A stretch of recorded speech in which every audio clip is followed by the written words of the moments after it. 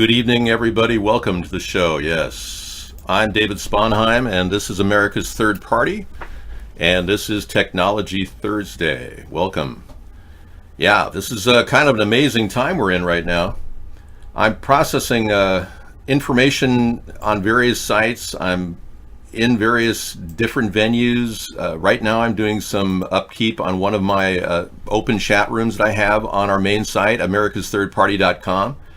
And I'm banning an IP of a person who claims that somehow the story that someone named Persona Non Grata came in with last night on our show was a total scam, and that they totally trolled me, and I believed everything they said. And I never said I believed anything they said. If you look back at the video, you'll see that my interest in him was only to find out what he was going to give me and then process it as data. And I hope many of you realize that I have a persona that seems really nice and friendly. And I hope you realize that that's actually something that I've developed over the years, which is a kind of a way of getting things done. And I've worked through diplomatic situations before with a friendly persona. And many people perceive kindness as weakness. And it's one of the biggest mistakes they make in life. And the scumbags of the universe actually look at honest people and think they're a bunch of idiots or a bunch of dupes, because somehow the scumbags know that they can lie and other people won't perceive it. Well, I want all of you to realize that I work on a metacognitive level, that this show is actually a litmus test of democracy in progress, and every single night is that litmus test dipping into the acid or the base to determine what I'm dealing with. And all of this information I'm gathering is actually part of a bigger plan. I'm putting together a full book, which I'm writing about this effort, and actually going into detail about the actual underbelly of corruption that is lingering in our country, that creates this censorship, that creates these block points. I've opened up a plan to build this new Media Verification Alliance, which I'm moving forward with videos that I'm uploading to 153news.net, where YouTube will not be able to kick me off, and all the rich internet platforms that are evaporating under our feet will be born again into new ones, and 153news.net will grow as a result of that. And I'm hoping that all the people that are watching our videos will direct to other networks that don't censor. And that's what I'm doing. I'm going to use the muscle that I've created, and I have a tremendous amount of media equity stored up that people don't realize what this is all about. I've never made a penny doing what I do, but I have so much reach that they're not able to control. I'm talking about the elitists that actually, they're scared. They're worried that I may be bigger than CNN, seriously, or Fox. And they're worried that this will grow into a kind of a crescendo movement by 2020. And that's exactly what's happening. The world audience is watching us and receiving our message through UHF people that bump our message, and I have no idea what they do or how they do it, but they do it. And it's such an interesting idea of a third party that it's got such virality on its own that I thought that alone would carry it. But I made some big moves a long time ago when I did the blackface video. And believe it or not, that was self-deprecating, and I took a big hit for it. But I'm so glad I did, because I got way past the censors. I'm way ahead of them in terms of word of mouth, and they can't control what you and I talk about. They can't control what you and your family talks about. The censors aren't in your home yet, and the American people are finally waking up to this New World Order plot to destroy us with a two-party system. And that's why we do what we do. Now, we're going to be processing some stories tonight. And because this show has been going on for 10 years, way longer than other people have been in the show, I've got some supporters that come here from 10 years ago and they say, wow, Dave, you really picked up your act and done a lot of really good stuff. I'm not acting. I'm just adapting. And we're going to take a look at the news together right now for the first time. In the past hour, I haven't seen the news, but pretty much this is what's going on. I'm doing tweeting during the day now, and it's growing. My tweets are growing, and we're going to be doing PolitiChat on Saturdays, which is a really successful way for you to understand my position on a lot of platforms. Biden's Trump's most anticipated and feared rival. I totally agree. Biden has announced his 2020 run for president after months of hesitation. And as much as we've got the dirt on Biden, it doesn't stick, and nobody yet in the mainstream media has heard him talk about the former vice president, known for my love affair with Amtrak. Back on Amtrak. I'll tell you what he's got going for him. He's got the invincibility of being the guy who stood by Barack Obama for 8 years. And he's got the Democratic Party, which is has the number of winning voters over the Republican Party. That's what he's got going for him. And he could pull it off. So far, he deflected the touchy children thing, but nobody's heard that video of him talking to a 13-year-old girl saying how horny he was. And that video has still eluded the mainstream media. And for him to have said to this little girl, 13-year-old girl, to ask about the film he did with Ashley, those are serious marks against him, and it will come back to haunt him, but not yet, because the mainstream media won't let that in. No, I'm not related to that person. He's what is called a stalker, a gang stalker. I'm processing his activity as a complete and utter. He's going to be charged with doxing, and that's a 5-year penalty per dox. And that's going to be the stiffest penalty we'll hit him with. But defrauding me, impersonating my brother, that's just part of it. Yeah. But doxing, that's serious business. You can't do that. And I've got copies of all the doxing attacks on our show over the past few years.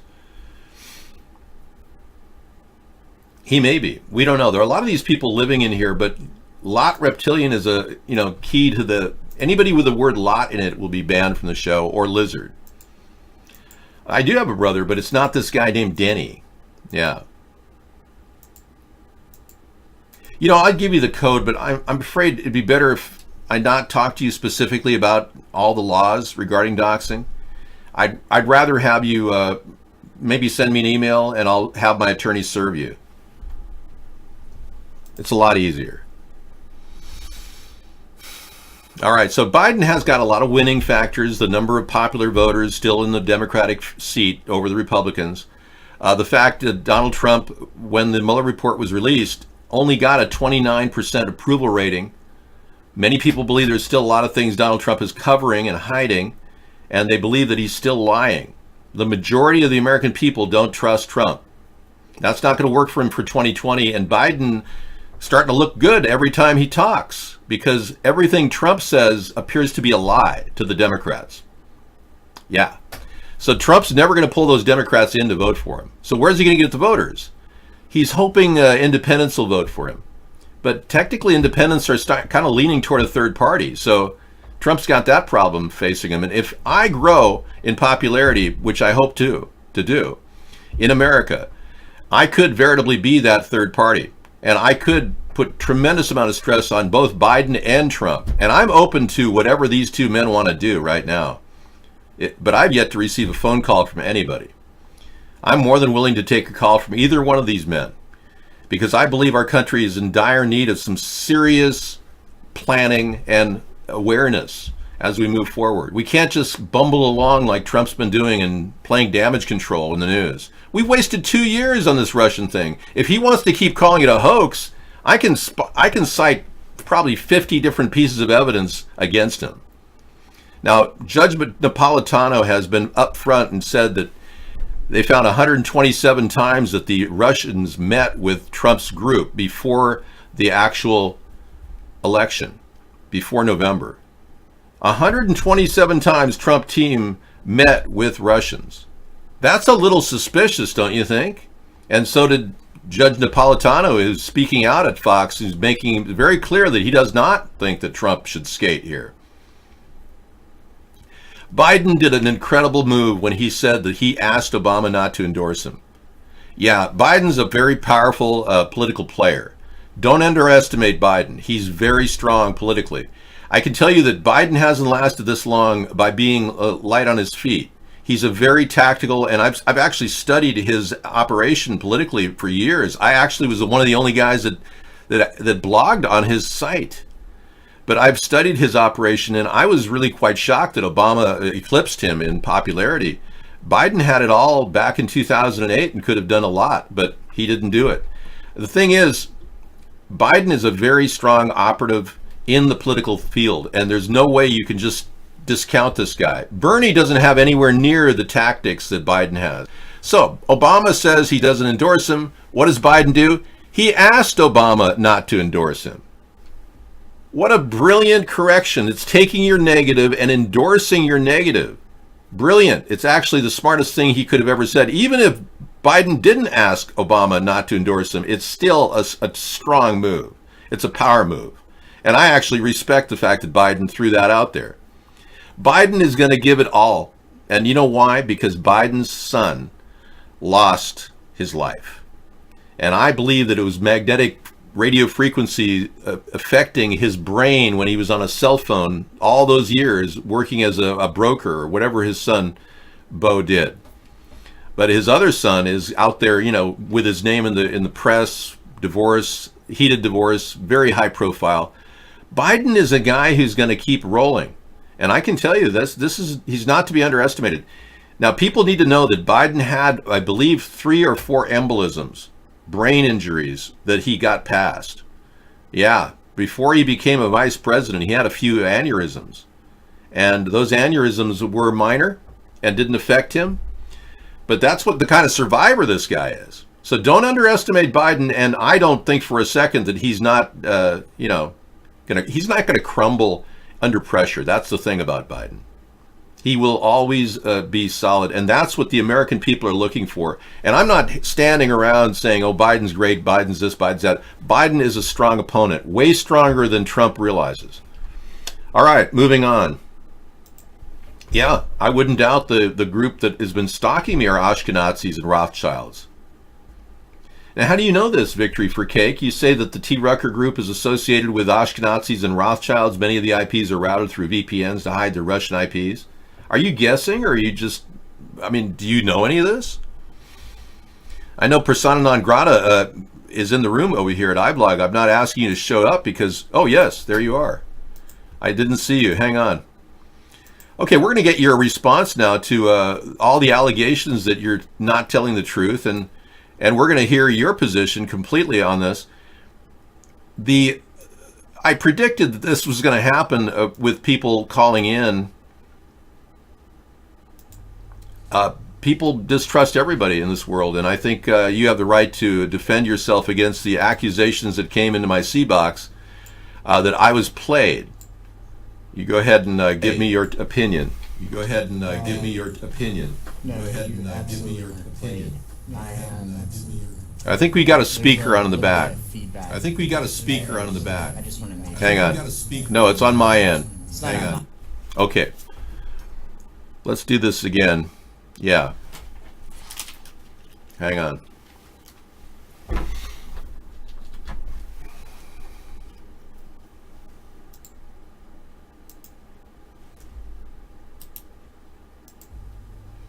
Okay. I'm all ears. Go ahead. Okay. I'm all ears. Go ahead. Okay. I'm all ears. Go ahead. So, no,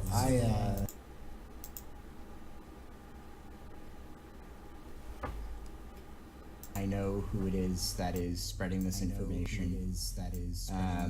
And you know, all I have to say to you guys is, it's over. Derek doesn't care about you, and he's not going to protect you. And I want to say, I understand why you wouldn't say why I have no credibility. I understand why people would not believe me. I messaged. We're getting a lot of feedback now. Feedback. I'm not sure why it's happening. Yeah, I'm not sure why it's happening at all on my end. Yeah, hang on just a second. But yeah, we got a lot of people coming in right now who are claiming that you're full of crap. Are your speakers down? Are you strictly through the air? I'm not going through speakers here. I'm just trying to check my feeds. Strictly through the earphones. It actually sounds fine now. Okay. I can hear it. All right. I'm going to max your volume out. So volume out. So volume out. What I would have to say to those people is, whatever you just turned on is what's doing it. Okay, I've maxed out your audio there. what I have to say to you guys is it's over. It's done. I've walked away. I understand why you're upset. I get it. Okay? Put a lot of time into this, but this is a criminal enterprise. You guys don't know as much as I know. This is a criminal enterprise that's being run. Derek won't protect you, and I understand why I don't have credibility with the people who are on the outside of this. And in order to prove that I am legitimate, I am willing to. I transferred all of my money out of this account earlier today, but I want to show you what it looks like whenever we would get paid. Okay. Now, I can't send this to you electronically for the reasons that we discussed yesterday. Right. But this is a bank statement that I printed out today from VTB. They are a Russian bank. They are one of the largest Russian banks. Okay. I have censored out accounts that it was sent to, but this is a statement from the 8th of last year. This was the last time I was given a paycheck. These paychecks are dispersed every 6 months. I don't know how well this is showing up here. I'm just gonna. No, that's okay. I can't read it, but that's good enough. You can go ahead and. I don't mind taking this information in. What was the total paycheck for 6 months, Persona? Okay, so my total paycheck for 6 months. You have to understand that I make in euros. I make 230,000 euros every year, or I made 230,000 euro every year. Wow, that's a lot. So that's a lot. That's dispersed essentially in half every 6 months. As of the this coming through, my account balance was 773,680 euro. Wow, that's like $1 million. Yeah. I still have a good quality of that money. Wow. Yeah, Well, it's a lot of money. It's, okay, they yeah. aren't playing around. Now I haven't seen you break a smile and smirk, and typically you'd be smirking and breaking a smile if this is all a big joke. You'd be going, I really pulled one over on Dave, but It's you're not not a joke. smirking I or don't think it's smiling. funny. So your I body had language people tells threaten me. my life. I essentially had to cut all of my ties. Right. Sorry, I didn't mean to interrupt. No, that's okay. Yeah, I've heard from you before, and I can understand why people think that I believe everything you're saying right now, and I'm sure that they're gloating on the idea that maybe this is a scam or some sort of a con against me. But frankly, I'm just interested in information, and I just bring information into my show and gather it, and then assess things later. And part of the process is to let you speak your mind, and I'm glad you did. Yeah. Yeah, Okay. So I'm not one of those people that is going to be a closed book. I plan on giving you access to everything that I had, but the problem is I had to archive things because I knew I was going to leave. So I had a meeting with Derek on Friday. Derek takes the weekends off. Derek was my direct boss. Okay. I had a meeting with Derek, and the meeting was about a possible investigation. Obviously, everyone was very nervous with all of the looking in the special counsel, all of that stuff, Russian interference. Everyone was a little bit nervous about what exactly was going to happen, especially after 12 Russian agents were indicted. Right. So I had a meeting with Derek, and essentially what I was told is that if things do go down, team leaders would be the ones who would be ultimately responsible. And that if things got really hairy, we would essentially just be handed over to the United States. We would be extradited from the country, and we would be handed to the United States government. And they were fully willing to throw us under the bus. So I took as much information as I possibly could. This includes chat logs. This includes social media accounts. I mean, I can give you everything that I had access to. Conversations between Derek and I that were done through social media, that were done through an encrypted messaging app named Signal. Okay. So I plan on giving all of this stuff to you, but I just need the problem is that I need to figure out a way to get this to you without them intercepting it. Well, I mean, there's like Proton Mail is there's Proton Mail. I could set up a Proton Mail account, and you could email me at a Proton Mail account. So why don't I'll work on getting a Proton Mail account. So what I would say to that is do that, and I will figure out some sort of way for you to drop me that email, and then do not check it at home. Okay.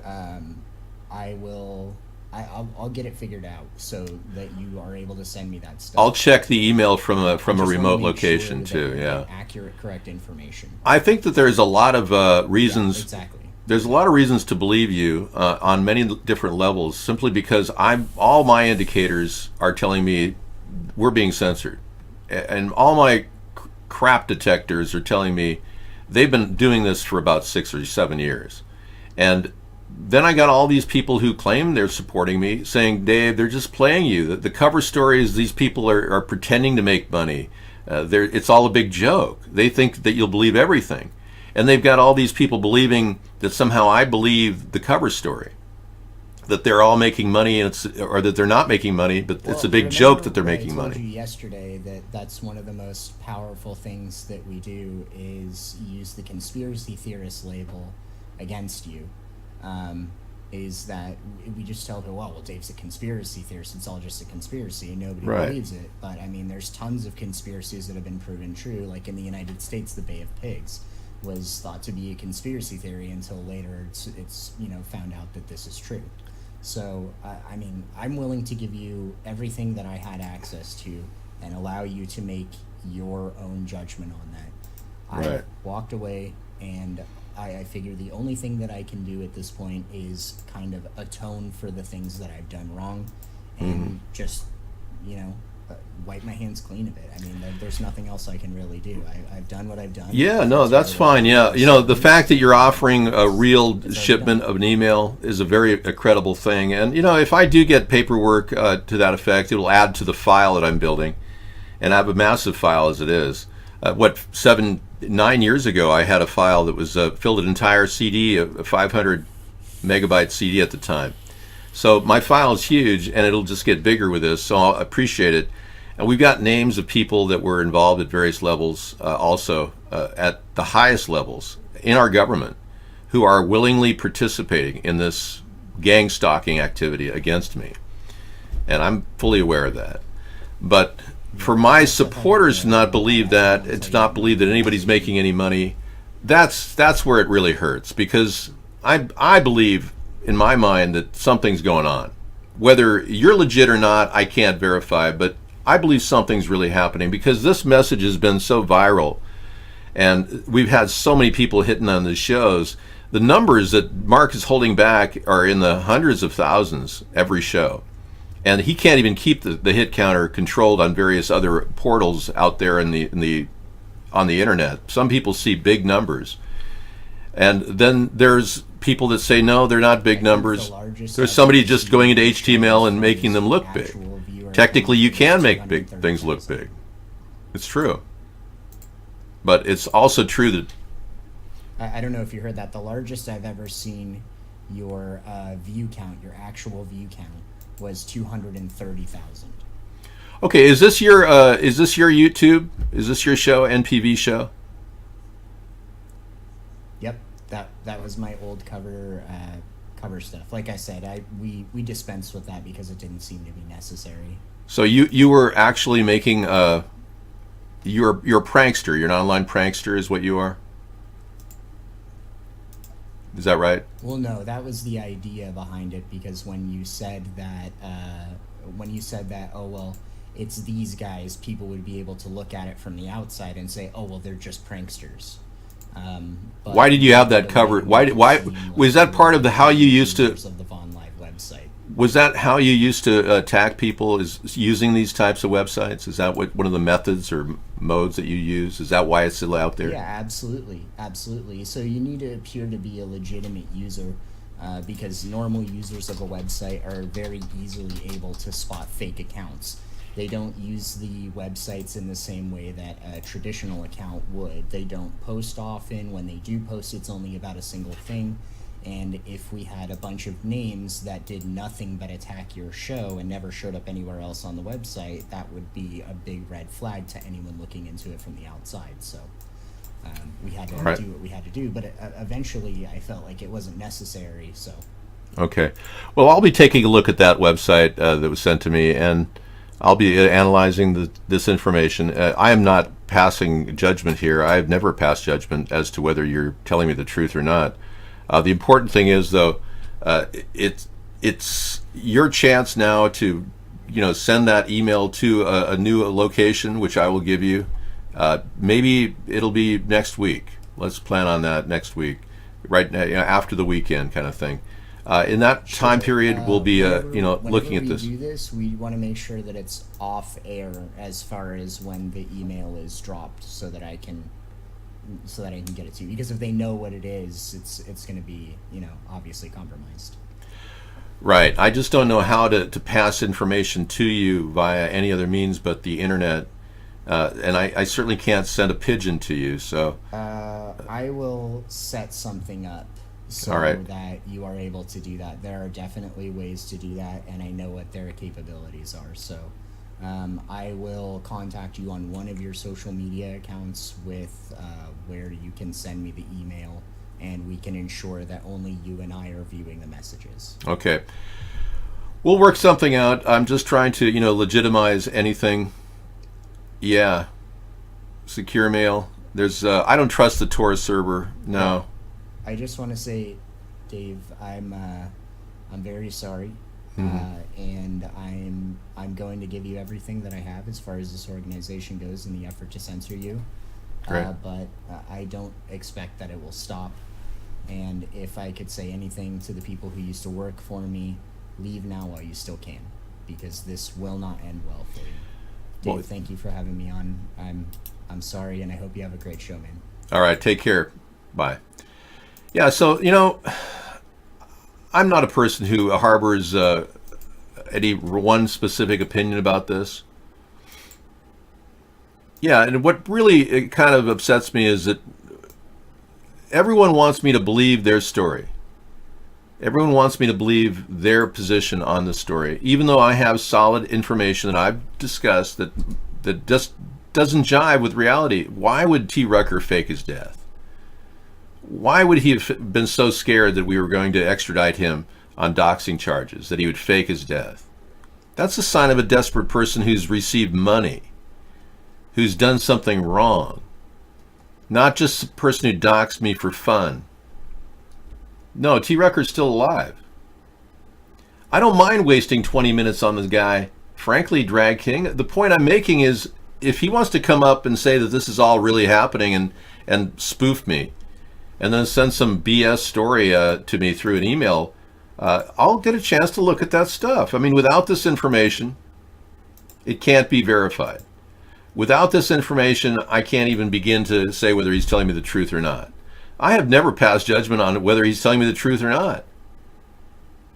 Yeah, but the fact is, it's obvious that I've been attacked for the past 6-7 years on this network, going on 7 years. It's obvious that I've been under non-stop attack at every level. And what strikes me as strange is that people don't believe that. That people somehow think these are just trolls having a good time. These people are motivated. And these attacks have been consistently motivated. And we've been through the 4chan attacks. We've been through all the things where they send, ridiculous porn at us. We've been through all of it. We've been through every single aspect of every dox and troll attack in the entire field of the internet. We've even been swatted. So we've had personal encounters with the BS of the internet like no other, and I'm very capable of just saying, yeah, this is fine. But you got to understand, Scissor Fight started about 4 years ago. I've been doing this 6 years prior. We've got a momentum that's beyond anyone else on the internet that no one has even gotten near. I appreciate all the effort that people are putting into this and trying to get the truth, but the fact is, we're obviously a hot potato on the internet, and they're trying to stop us, and they can't stop us. It's very frustrating for them. Yeah, I don't think Skype is secure. You know, in 2010, I met the VP at Skype, and he said, "Oh, we've got 128-bit encryption. We're secure." That same year, Thomas Drake told people that Skype system was completely insecure, that the NSA, and he had done the software development to hack into it, and they were using it against the U.S. citizens, and he cried foul. And Thomas Drake actually was potentially charged with 30 years in prison, but he managed to escape the charge with a whistleblower law, and he became a whistleblower. But the reality is, yeah, Scissorfight doesn't believe that guy at all, completely, and he's upset that I'm still even allowing him on the show to talk and give me his story. I'm not giving the guy anything but you know, when you go fishing, you let the line out and you let the fish run for a while. You can't just haul in a barracuda on a first drop of a hook. You have to actually let them work their way down before you can reel them in. That's the same here. We're in a honeypot situation, like I said, where we are the litmus test for democracy in this country. And I'm actually using this as background for my book that I'm writing right now, but I'm also adding to the complexity of this problem by looking at it. And if this guy has any credibility, he's very likely going to give over a huge amount of information that would be very valuable to agencies like FBI in detecting these types of attacks on individuals like myself. So we're getting a backdoor possibility, but then again, maybe he's just pulling my chain. Who cares? Well, we're just piecing it all together. I know that his statement drew a tremendous reaction. People threatened his life in our show. Okay, and this Melkor guy says the man you need to talk to is a guy named so-and-so, and he owns the whole back structure of the Baugh network. There you have it. You know, believe me, I seriously doubt Scissorfight has any ill intent here. I don't believe I believe he just doesn't understand why I don't just take his position wholeheartedly, and why I even should have any type of response. But I've been using all of this, all the troll activity, as positive movement toward getting known. When I started this, it was a guerrilla marketing tactic, just doing the blackface video, and I'm not making a pun. I'm more than willing to absorb all kinds of beliefs on your end to make it seem like, oh yeah, I'm gullible, yeah, I'll believe whatever you tell me. And then you tell me things, and then you wrap yourself up in that rope. So bring it. I don't care. I'm like an open book, a sponge, and I can just suck this into the honeypot and just keep logging it in. And what we do is we understand the network behind the scene by looking at the big picture. Well, I don't really know anything about this person, but I know that you're new here, Mo, and you're new here, Mike, and you're probably from the T. Rucker clan and the Lot Lizard clan. But it's really irrelevant to me who you're from. Like I said, I convert people over from troll to believer. I've done this time and time again. And we have a regular community in here of people that have been in here for a long time that were trolls at one time. Yeah? Well, I've seen you before, Mo, but you're not that regular.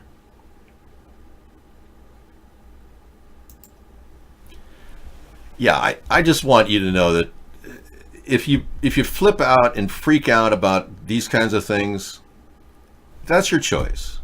You know, if you want to believe that I'm completely gullible and dispense with this show as Dave, you'll believe anything, you're a conspiracy theorist, blah blah blah.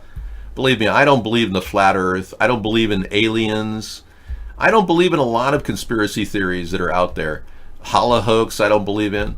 But I pieced together a conspiracy theory that seems to match the entire world and how it functions. When I connected the dots between the Ashkenazis and the Nazis, I got a lot of flack from people. It's like, Dave, that's not the origin of the word Nazi. It didn't come from the word Ashkenazi. Really? Okay, and they're right. You go to the wiki and you won't find any reference to the word Ashkenazi and the word Nazi. But what I found was full of crap. I found a wiki that had been manipulated by groups of people that work directly with AIPAC, that want to mold the dialogue about Germany and what happened during that time period. The truth is that Hitler was an Ashkenazi. Himmler was an Ashkenazi. Goering was an Ashkenazi. They were all Ashkenazis. Why wouldn't they call them Nazis? Then it occurred to me, linguistically, all words are truncated. They're never, acronyms are never usually made into something meaningful. Words can be replaced when words decline to have use, but acronyms generally don't have that kind of effect. But words are truncated all the time. So nobody wanted to call these people Ashkenazis. They just called them Nazis. So these same people that we've been fighting since World War II are still nesting in our government and surrounding Donald Trump, literally. And I'm not talking about the Bushes. That's the earlier group of Nazis. Like I said last night, Prescott Bush, the father of George H.W. and the grandfather of George W., was a Nazi sympathizer, and he money laundered for Adolf Hitler. It's a known fact. So the Bushes were connected. You don't have to dig too deep to realize that it's much bigger than that. There's a lot of people related to the Nazis living in America. So we won the war against Germany, but we lost in a way to the Nazis. We sucked their intellectuals in, their scientists, with Operation Paperclip. But we never really understood the social fabric of the Nazi network embedded in our own government. And I still think that we don't have an understanding of that. It's a big blank spot. I have a good idea of what it looks like. I have an abstract notion of how they operate within the ranks of our government. But I really don't know exactly who they are. Nor do I care at this point, because I'm not planning on stopping them per se, because I won't be able to stop them right away. They're so entrenched in our government that they're almost, permanent fixtures. I can't break into the third rail that exists between the Pentagon, the State Department, and the executive branch. Unless, of course, I'm president. Then I have the ability to do lie detection at every level and make sure that the people that I'm with, I can trust 100%, whereas I wouldn't have that ability otherwise.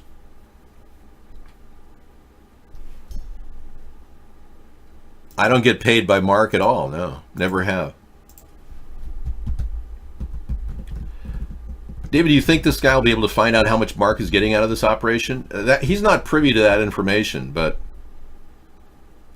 Pastor Jackson, we know that you're part of the Lot Lizard group and you keep coming back under a new name. Trying to discredit persona non grata isn't going to cut it either. Hi, DT Laura.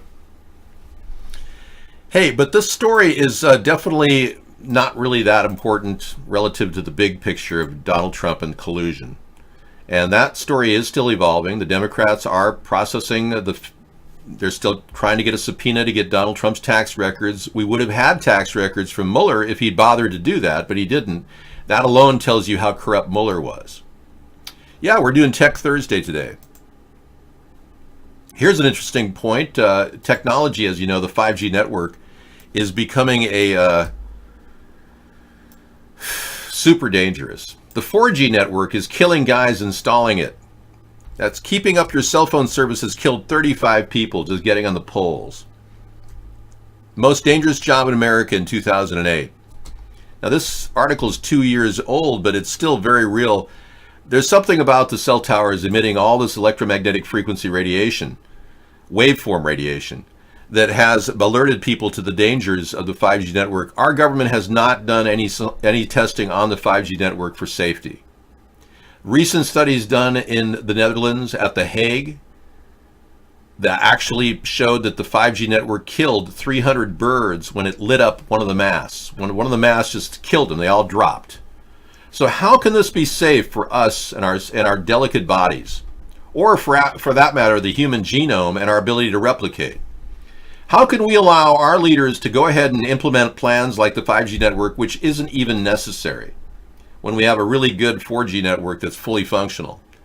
These are questions that I don't think anybody can answer right now. And I'm almost of the belief that the 5G network is a construct of AI, that it was put out there by AI because it wants to flip the switch on the human species and eliminate it, fry it like a microwave oven fries an egg. That's my biggest concern. But I don't want to scare you. Amazon's Alexa team can access users' home addresses. Nice. About the idea that our conversations, that Alexa users' conversations, were being monitored around the world, and in some cases, very personal information being monitored. Now we discovered that actually that could be tied to locations. That's right. So in our first story, which exposed that there was a team of thousands of people out there who are listening to a small sample of Alexa user interactions, the company was quick to say, hey, listen, there's no way that a person could be listening to a recording and be able to tie that recording back to a human being. And so we're learning a little bit more about how that process works. And one of the things that we found is that attached to these audio recordings in many cases inside the company is location data, geographic coordinates that in many cases ties back to the home address that a user either registered the device with or Amazon has otherwise derived. So at least indicating that if somebody inside of Amazon wanted to, perhaps they could pair a voice recording with at least somebody's physical address. So you are being watched. Big Brother is watching us. Technology is screaming ahead, and we have a government that's like 10 years behind. And recently, Netflix was found to have revealed 1.5 million new addresses in a text file. People that had been hacked prior went in there and got their new username and password, and that was revealed. Hi, Add the One. Welcome. Welcome. Hey, I'm going to make you an op if that's okay with you. Yeah. You've been here for some time, and I think it's time to kind of spread the wealth, if that's okay. Yeah.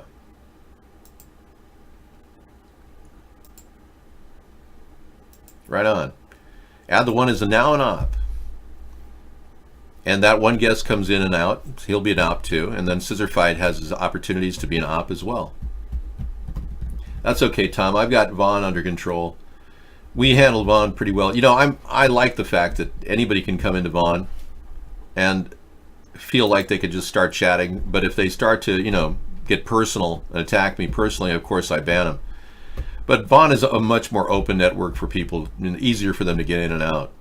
Vaughn did prevent a lot of guests from coming in when they changed their policies, and I have a feeling that's related to me too. I'm not trying to, be the center of attention here, but I have a feeling that Vaughn had to shut down guest chat because it was flooded.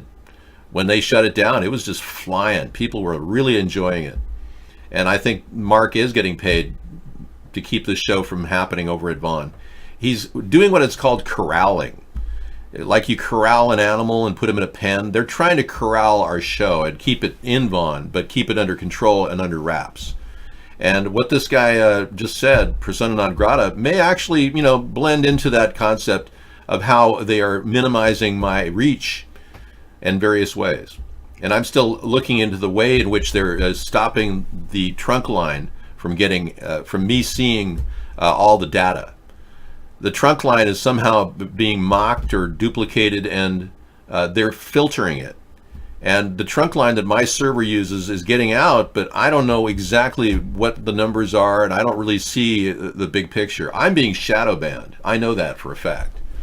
So how they do this, the technical aspects is really not that big of a concern of mine, because obviously I'm not a coder and I'm not concerned about the backbone of this network. But, you never know. More information, I might just drift in that direction. Now, a new pot test has been approved in roadside tests by cops. Thank you. And I understand that that's something that's been, a big issue for you. You don't even smoke pot, Max. You don't have to worry. But yeah, I think it's a big problem. They're going to approve the Sotoxa, the Abbott Sotoxa test cartridge and the Abbott Sotoxa oral fluid collection device when used together as an approved drug screening for pot use. So it'll be like a saliva check. Nice. Isn't that special? Up till now it was a blood test, yeah.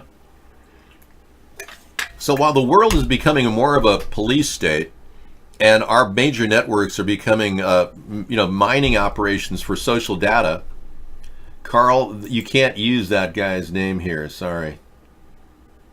It's your one warning here. Yeah. And neither can you, Mike. Mike, I'm just going to pull Carl out of here too. Yeah. I don't think you guys really are intended to be here. You're just part of a troll group. Yeah, we only allow real people here, not fake trolls. Now, Google has been accused of sabotaging Firefox again. I read this story last night. I just thought I'd bring it up to speed. Basically, Google pretended like they were sharing information with Firefox, all the search engine results. And all the while, Firefox was encountering stop points in which they didn't function with Google. And Google kept saying, oh, it's just a glitch. We'll fix it in the next 2 months when we cycle in another, search engine check. So Google it's finally obvious to Firefox that Google has been literally sabotaging them. So I think that's a reason for Firefox to be more insulated and develop their own platform completely. I actually like Firefox for a couple of reasons. Google does not have a video downloader that works worth a bean. They have YouTube, and you can download YouTube videos, and you can have other sites copy the YouTube videos, but they don't have a downloader function like Firefox has. And I like Firefox for that reason. Yeah, Google's original words were, do no evil. You think Google is the devil. I know. Really. There you go, Firefox. Glad you like it. Well, I know that many of you are, troubled that this guy has boldly stated what he thinks is going on, and he's separated from the pack of wolves that attack our show. But bear in mind, we can't take anything he said literally until we can validate it. And I never did fall for him. I just believe that we have a situation on our hands where we're just bringing in information. The more, the better. Just like the Mueller report in full. If you still want to read it, there is a couple copies available. Many of them have been taken off the internet for some reason. They don't want anyone to read it. Let's see if it's there on Reload. This may be one of them. Oh, no, it's still available. Okay, so you can get the Mueller report redacted copy in full if you want it. That's where to find it. I'm more interested in knowing that Donald Trump talked with the Russians 127 times prior to the election. And Judge Napolitano said that.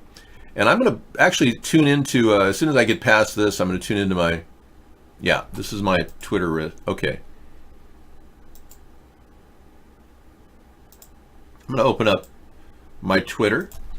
And I just tweeted a couple stories that I use as a template for our show.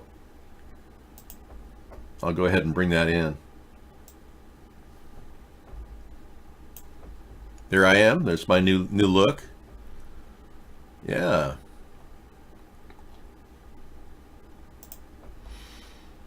Okay, here's the story. Judge Napolitano, Salon story. Fox News Judge Napolitano skewers Trump and his obstructions unlawful, defenseless, and condemnable. Judge Andrew Napolitano, the senior judicial analyst for Fox News and anchor of Liberty File on Fox Nation, wrote an editorial on Thursday arguing that Trump has indeed obstructed justice. When former FBI Director James Comey informed Robert Mueller that he believed Trump fired him because he had declined Trump's order to shut down the investigation of Trump's campaign and of his former national security advisor, Michael Flynn, Mueller began to investigate whether the president had unlawfully attempted to obstruct those investigations, Napolitano writes in the piece. Now, Napolitano argues the American people understand why Trump was so anxious for the FBI to leave Flynn alone. He points out that Flynn pled guilty to lying to the FBI about whether he discussed sanctions in a telephone call with then Russian ambassador to the United States, Sergei Kislyak, before Trump became president. Now, stop right there. Judge Napolitano has unveiled that what appears to be Trump reaching out to do a deal, offer sanctions relief to Russia prior to the election. That's a gross violation of the Logan Act, and of course, talking with our enemy in advance of an election is totally inappropriate and would be colluding. So such a communication could have been unlawful if it's interfered with American foreign policy. Although Trump fired Flynn after revelations of that communication becoming public, Napolitano points out that Flynn discussed lifting those sanctions with Kislyak because Trump asked him to do so. There it is, collusion, right there in plain print, and Napolitano is doing a very good job of laying it out. From there, Napolitano implicitly criticized the report by listing the evidence it accumulated condemning Trump and juxtapositioning those with criminal charges not made against the president. And he goes on to say that report concluded that notwithstanding 127 confirmed communications between the campaign and the Russians from July of 2015 to November of 2016, Trump said there were none, mind you, the government could not prove the existence of a conspiracy, Napolitano writes. So he's really laying it on the line. How did Donald Trump reach out to all those people in Russia 127 times, talk about ending sanctions, if he wasn't colluding? It all points to collusion. Every single thing Trump does points to collusion and obstruction. It's almost unbelievable how we're wrapped around this entire thing like a snake eating its own tail. Oh, really? You have the redacted Mueller report there? Yeah, we've got a copy of the redacted report. Yeah. Thank you, Ad the One, for being our mod, and I appreciate it. You'll remain our mod. I trust you implicitly.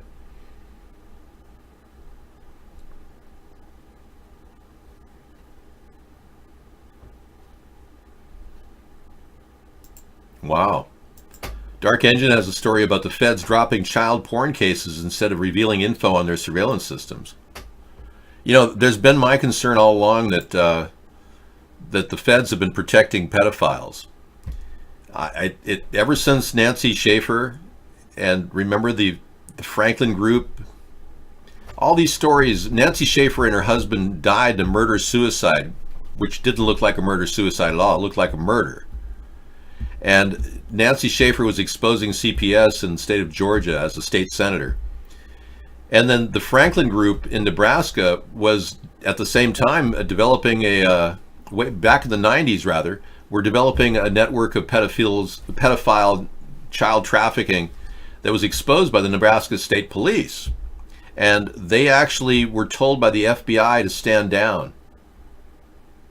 Why would the FBI tell the Nebraska State Police to stand down in investigating a child abduction ring, a child trafficking ring in Nebraska, unless the feds are involved? Now, we all remember that the Pentagon had over 1,400 files of pornography on their computer system, with 1,400 incidences of people at the Pentagon that were all using the Pentagon's computers to store kiddie porn. And lo and behold, the Pentagon never, ever, ever prosecuted anybody for those crimes.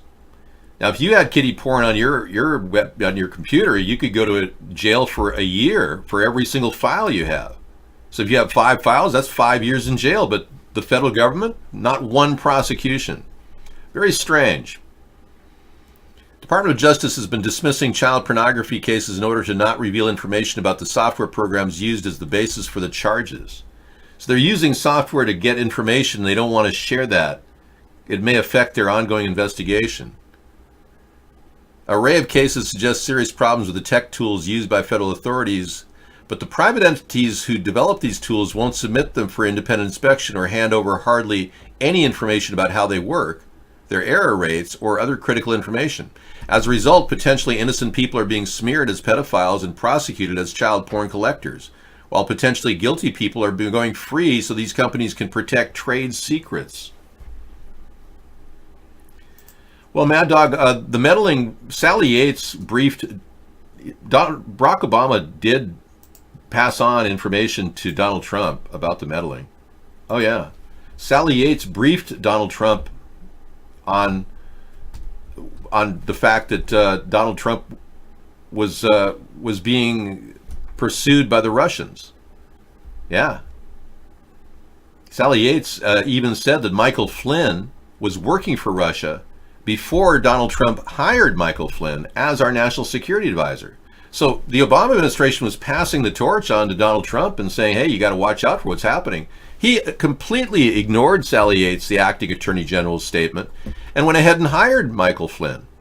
At the same time, William Barr, Bill Barr, our current attorney general, wrote a letter to Rod Rosenstein insisting that he not investigate Michael Flynn, which looks completely like Bill Barr is complicit involved in protecting the Russians. Had Bill Barr got his way, there never would have been an obstruction investigation. So in the end, Bill Barr's statement about obstruction not happening is totally worthless. It's a joke. It got like Bozo the Clown to make a public statement. In my opinion, Bill Barr is Bozo the Clown. There's nothing at all of merit behind what he said. He's already been subjectively on record, writing a letter saying there was no obstruction way in advance of the investigation. That alone means he should recuse himself. Because he hasn't recused himself like Jeff Sessions did, he's vulnerable to legal prosecution in the future. William Barr will be charged with crimes, and Robert Mueller will be charged with crimes for evading the most important issue, the 10 years of tax returns. The first thing I would have done as special prosecutor would have gotten the 10 years of tax returns from Donald Trump. If he stonewalled me, I would have taken him to the mat on executive privilege. Okay, we're banning a person named Wow. We're not going to ban... No, I'm not banning Mad Dog. And we know you come in here under assumed names. Kool-Aid Anthrax.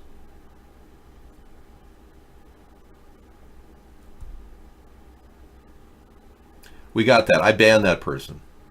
Thank you. Thanks for keeping me abreast of it. We know Wow isn't Mad Dog. Okay, so let's talk about something else that came in. Okay, so Biden's the one to beat. It's clearly obvious that Biden has a little bit more pull than Bernie Sanders. Oops, Biden's latest. Yeah, people leading the... Former CNN contributor Simone Sanders does not want white people leading the Democratic Party, or at least she used to feel that way. Party's eventual nominee. The pledge was created by the group Indivisible and asks that candidates commit to 3 things: making the primary constructive, putting their full support and participation behind the winner of the primary elections, and doing the work to beat Trump. Sanders has previously indicated that he intends to do all of those things, but has also made clear that he will speak out if the Democratic establishment seeks to derail his 2020 campaign. BuzzFeed notes, earlier this month, Sanders sent a pointed letter to the Center for American Progress, a prominent liberal think tank founded by Clinton's former campaign chair, John Podesta, which published a story and attack ad-style video about Sanders' newly accumulated wealth. Okay, whatever. Podesta's working against Sanders. It seems like Sanders is kind of, he's got an undercurrent of opposition going forward in the Democratic Party, which scares the Democrats. I know Beto and others are getting support from the social justice Democrats. Yeah, the social justice Democrats are kind of led by the Young Turk group. That guy in the Young Turk is kind of pushing that one, and another Bernie Sanders guy is pushing the Justice Democrats. So maybe the Justice Democrats are the Bernie group, and they're trying to stop the old guard of the Democrats and Joe Biden. That could be happening. There's an internal struggle, I definitely think, in the Democratic Party right now. No question about it. Now, Bill Cosby is seeking a bail during appeal. Lawyer says judge trampled on the actor's rights. Wow. Well, I'd feel sorry for him if he hadn't, gave those women the roofies and, proceeded to, have sex with them, rape them. But, of course, he claims innocence, that he never did anything of the sort. They're ganging up on him because he, let me get this straight, he supports an alternate view of how black men have been treated. Truly. I mean, Bill Cosby does support an alternate view about black men, and he's been very upfront about how black men have been kept from being fathers in their community and taking on a more dominant role in family life because the white culture has impinged its will on black people and made them into criminals and blah, blah. Anyway, that story is certainly his defense. Nothing wrong with having a defense. That he's being picked on. Yeah. But I don't know, bail for this guy. 3 years, it should be over. Bill can kind of move on. But I have a feeling he's paying out of pocket just for protection in prison, and that's probably pretty costly. He's in jail for 3 years. Now, somebody asked Big Ben from Alaska, those companies getting tax breaks keep the economy going and people employed. You're right. But companies like Amazon, who make a lot of money, you'd think they'd pay a little taxes, Ben. You know? They don't pay any. Netflix doesn't pay any taxes. IBM doesn't pay any taxes. JetBlue doesn't pay any taxes. There's something wrong with the picture where our country has top companies that pay no taxes. I offer a 10% flat tax on income over $50,000. Everybody would pay that if they made over $50,000. A lot of people don't care if they make over $50,000. They're more than fine living under $50,000. So it kind of hits the people that are willing to pay and probably capable of paying. And it's popular among rich people and poor people. That's my concept. I'm afraid you can't come in here and slander our supporters. Yeah, you're going to be banned for doing that. Okay, you got more on Sleazy Joe or Creepy Joe? Yeah, he has officially entered the candidates pool. And look at the number of people in the Democratic Party that are vying for notice. You got that guy in the bottom left, Andrew Yang, who's taken my idea of $500 a month and just boosted it to $1,000. It would bankrupt our country. It would cost $3 trillion just to finance $1,000 a month. But I'm willing to, look at that option if he wants to win the Democratic ticket. Delaney, Castro. Castro was slated as being a real contender, but he's hardly even talked about right now. Former HUD Secretary Julian Castro. Klobuchar, who doesn't get along with her any of her interns. They all think she's really mean. Tim Ryan. Okay. Seth Moulton. And then now Joe Biden. And of course there's Buttigieg, Messam, Harris, Gabbard, Williamson, Booker, Warren, Gillibrand, O'Rourke, Hickenlooper, Inslee, he's from our state, Jay Inslee, Bernie Sanders, Eric Swalwell, and Mike Gravel. Wow.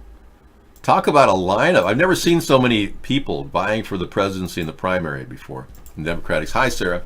That I remember. No, I've never seen it. As many people coming forward trying to stop Donald Trump. Yeah. They say Biden has the best chance of beating Donald Trump, and I think they're right. I personally think Biden is going to win the nomination myself. He's evaded all these accusations of him touching kids. He just laughed it off and he said, "Come on, kids! I like to touch. I'm going to be more concerned about that." I like kids more than people. Yeah, everyone knows I like kids more than people, and then he's going to be more sensitive to that now. So he managed to slip away from any accusations of being a weird, creepy guy, and he just laughed it off. And then he didn't get an endorsement from Barack Obama, and Biden pulled a real power move. He said he didn't want to get an endorsement from Barack Obama. Talk about a big power move. Biden just took it and said, "Yeah, I'm going to own that."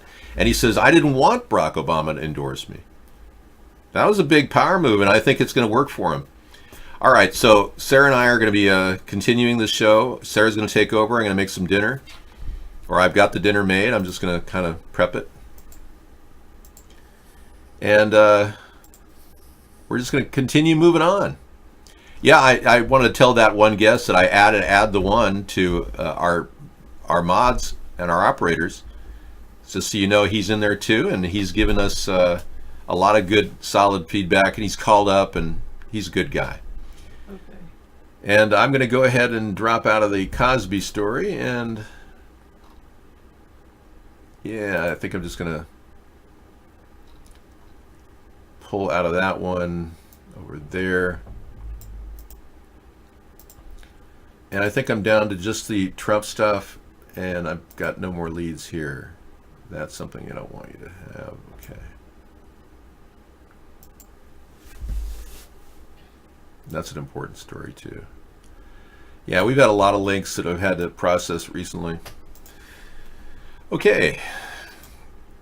That's what we do. We bring links in. It's part of the show. See you in a bit. Thank you. Alaska has no statewide income or sales tax. Oh, there are taxes in local jurisdictions. That's interesting. Doesn't Alaska does have that where they get a cut from oil companies or something like that?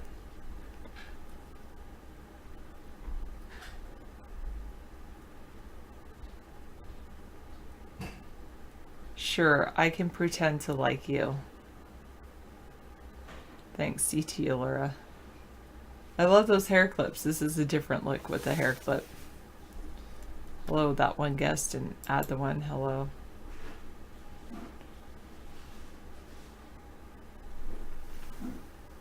You're welcome. I guess it's easy to pretend. Oh, yeah. The permanent fund dividend, thank you.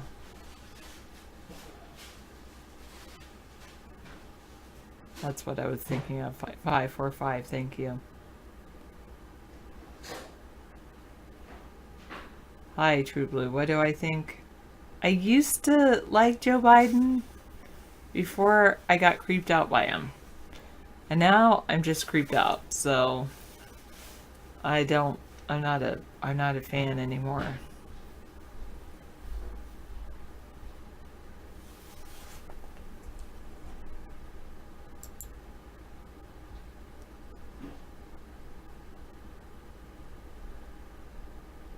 I don't know. Maybe it's only you. Have you checked your volume?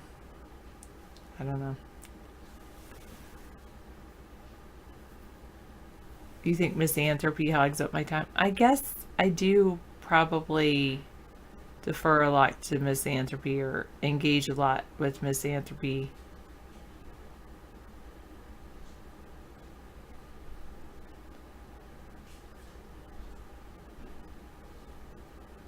But, yeah, I think it's mainly he stopped coming in. I felt like I could relate intellectually, but are you talking to me, 545, or someone else? Oh, Big Ben from Alaska. Okay.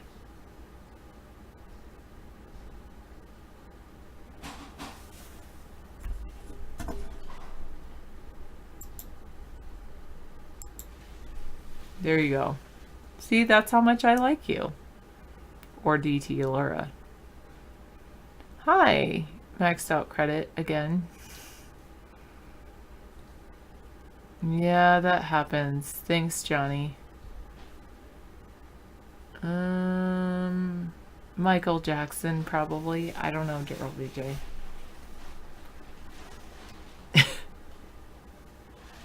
No worries. I don't want to look at the news. I guess I could work on Twitter. That might be something I want to do. Building my Twitter followers. Or following people on Twitter, really. Instead of me saying so many people are following me, I could say I'm following so many people. You like Elizabeth Warren's policy ideas? What are the specific policy ideas you like that Elizabeth Warren is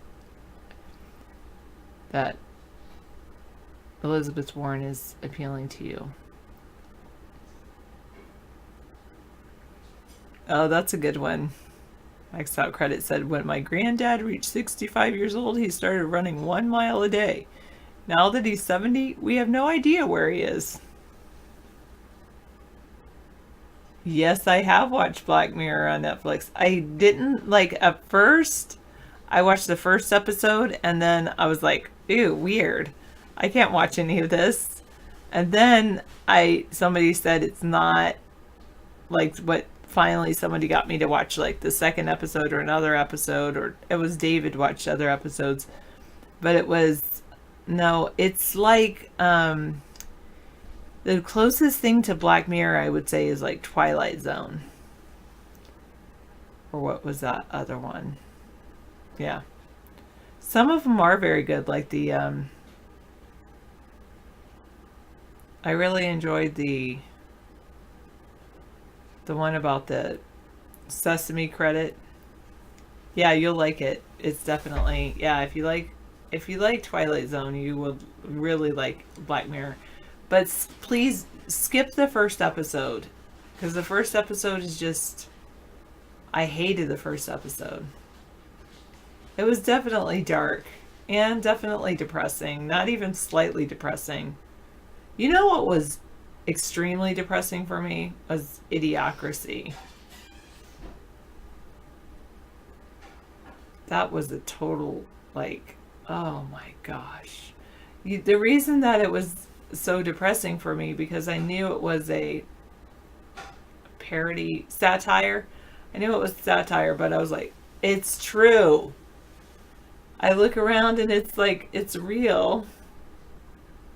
That was kind of crazy.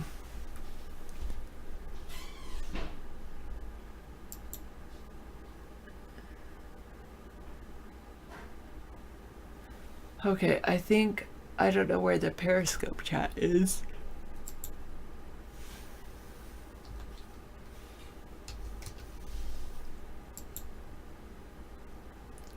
I laugh. Yeah, I watched it with David.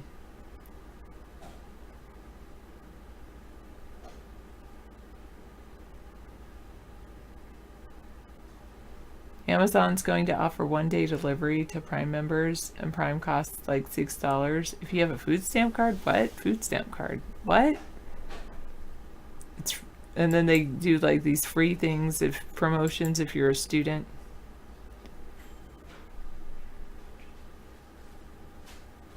I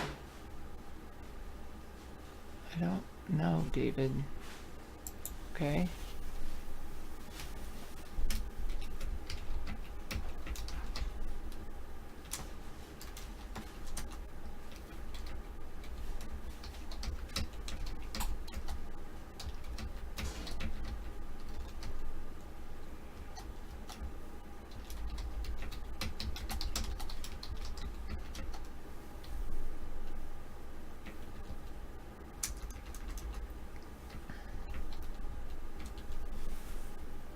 Okay.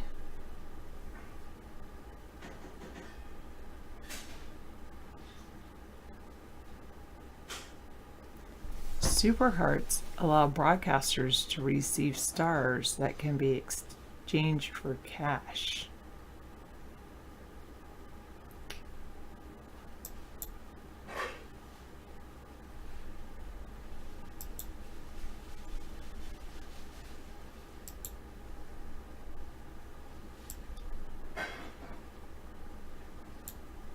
All right.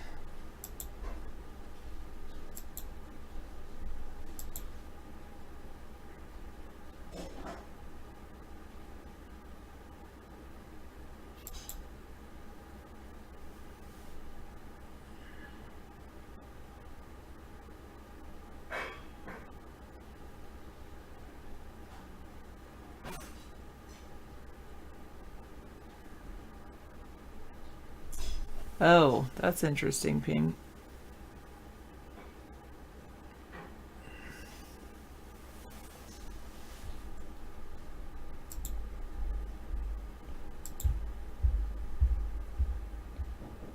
Yes, with Prime shipping, you get Prime Video. I know.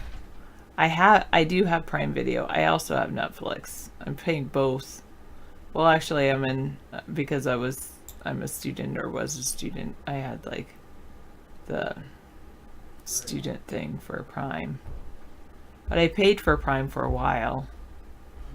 Almost at like not even the $5.99, the higher rate, and then I decided to go ahead and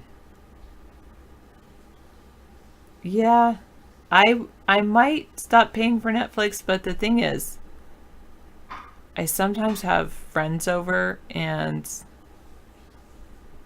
or family, and I have a Roku stick, and I'd rather let them like watch my on my Netflix account.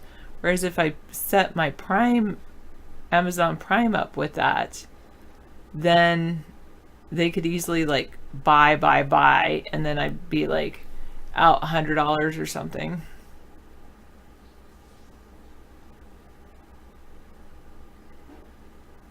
Yeah, they are both fun if you can afford it. And sometimes I do go back and forth. Like I watched I think the Roku is a great product. I watched the OA on Netflix, and I watch certain things on Netflix, and then I watch certain things on Amazon Prime. I'm doing well. I liked the reason what sold me on Amazon Prime is I really like reality TV shows, and so Amazon Prime seems to have a lot more of those than Netflix. And the other, yeah. Oh, but I am not watching it. I'm talking about TV, but I don't watch anything on weeknights, or at least Monday through Thursday night. I do sometimes watch on Friday. Oh, tomorrow's Friday. I might actually watch something tomorrow night.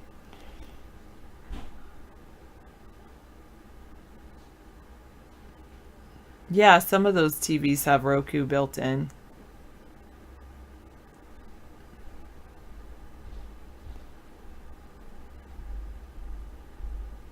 Your favorite show on TV is 911. Oh, Hulu has live TV now? Huh. That's interesting. Oh, so does YouTube, yeah. Should I be trying to broadcast on Hulu Live? I was able to broadcast on YouTube Live until somebody flagged my account, and I haven't disputed it.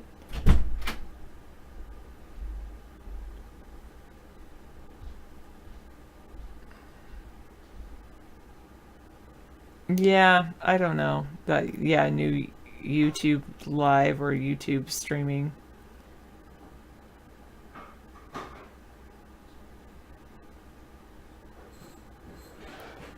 You hate TV, you think you should be able to request your cable to be removed so you don't have to pay your license? Wait, what? Pay your license? That's pretty funny, maxed out credit. The Italian chef, he passed away.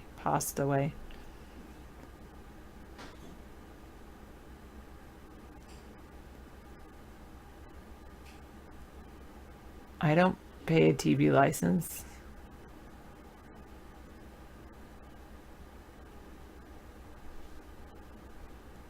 Are you in, where are you? I always assumed you were an American, Melkor, but you probably are not.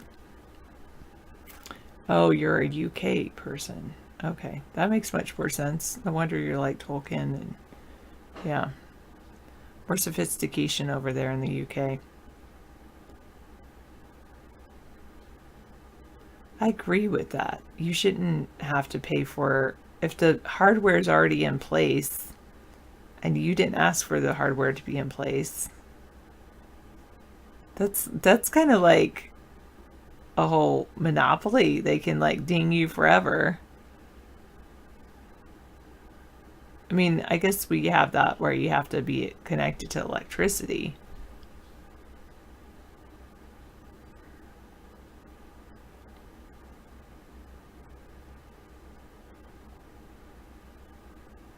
But we have like cable internet is how we get our cable. So I do pay for a cable company, but it's just for the internet. It's not for actual cable TV. So I don't have we don't do that TV licenses as far as I know over here.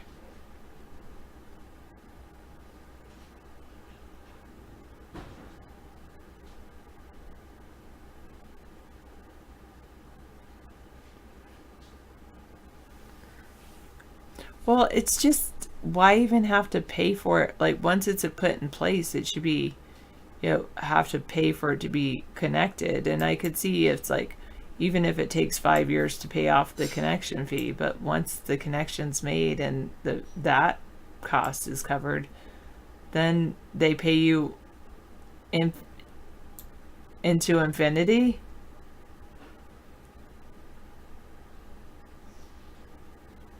The TV bands. Oh, it's like £5. Okay. I'm going to a couple of trainings before the summer. But and I actually was thinking about that. I've got to do some planning for one of those pretty soon. But during the summer, I would like to travel. But we'll see what happens.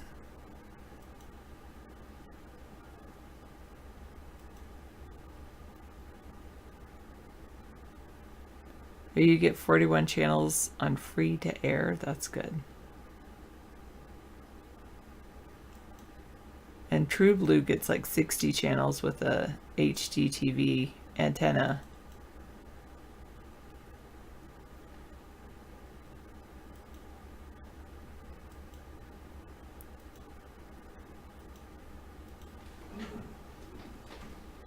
Teachers on summer breaks, often they do a lot of training for the following year. Sometimes, yeah, like I will probably be reading books on leadership or on, I wouldn't mind reading some books about trauma-informed schools. And no, usually they go home or go, yeah, a lot of teachers go on trips, like trips to various places. If they can afford it, they go on a trip. Good night, Mad Dog.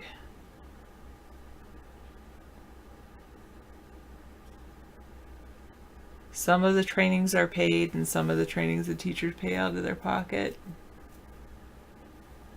Sometimes there's like conferences in the summer. Like there's a really huge one called the International Society of Technology Educators, I think. ISTE.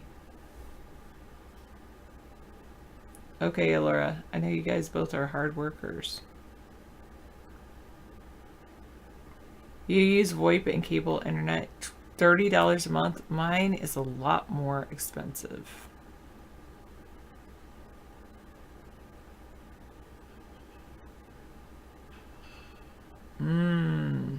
I see, Mo Green. Yeah, the mountains. I'm too far away from the city, so I tried antennas and we have like one snowy channel.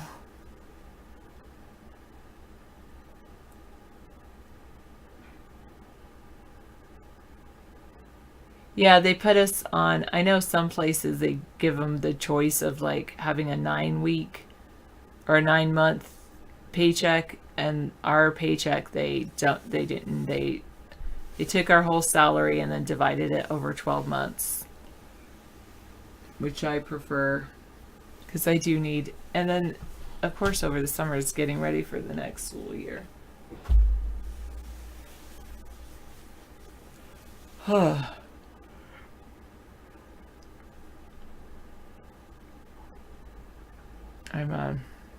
I'm already thinking about that kind of thing the next school year.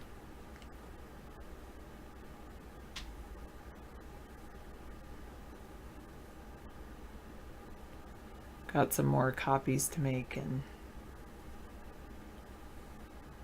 I've got some, one thing I really want to do that I didn't feel like I did this year was organize my classroom library. I believe that's going to be my goal for next week. During the week, I would say during the school year, some teachers work like 60 hours a week. Easy.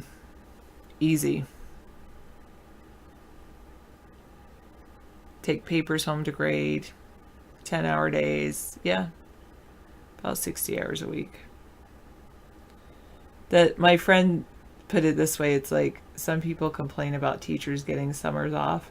And she's like, they don't realize like teachers, they work the same amount of hours as like any other job, but they just squeeze it all into 9 months. Because, and people are like, well, they go the same hours as students. I mean, the very minimum, you're supposed to be there a half hour before the kids and a half hour after the kids. But myself and other teachers, that's not enough time to feel like we're prepared well to create engaging learning experiences and help our students learn. Then I've seen great teachers like giving their time to after school activities and also tutoring, things like that. You have 6 hours a day? No, we have from 9 a.m. to 3:20, and basically it's a 20-minute lunch and a 20-minute recess. Yeah, we still have PTA meetings, but less and less people are volunteering for the PTA. So there's some schools that they're not able to have their PTA, and the PTA does such good they do fundraising, and then they usually funnel all the money that they fundraise into things for the students, like field trips and things like that. Yes, our students have a 20-minute lunch and a 20-minute recess. Elementary schools. So, I mean, altogether it's 40 minutes for them, 30 minutes for teachers, because teachers have to watch the students for 10 minutes during the 20-minute lunch.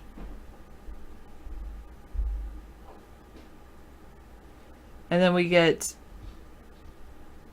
you have a 35-minute break and an hour lunch.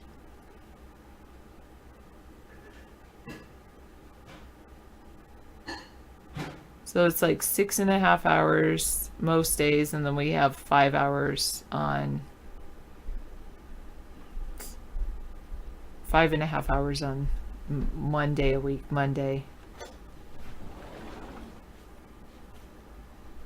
Have I told you about the Nappuccino I heard about maxed out credit? So Daniel Pink in his book When talked about a really great thing called a Nappuccino. And he said he used to be really against naps because, you oversleep in a nap and you wake up and you're like, is it 6 a.m. or 6 p.m.? And you just feel like groggy still. And so he heard about this and he started doing this. So you drink something that's caffeinated, whether it's tea or coffee or cocoa in my case. And it takes like 25 minutes for that to actually start kicking in. You drink it, you set your timer for 25 minutes, you take a nap, and you only need like a 10 to 15 minute nap to actually feel well rested. You set your timer for 25 minutes and close your eyes, and it takes about 7 minutes for you to settle down. Then you have your little snap, and then you wake up and the caffeine's kicking in just as you're waking up. Called a Nappuccino.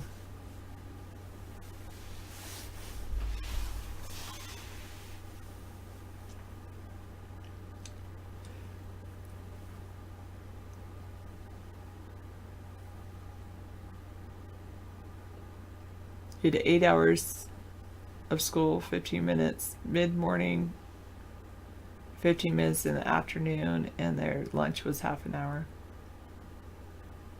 Right.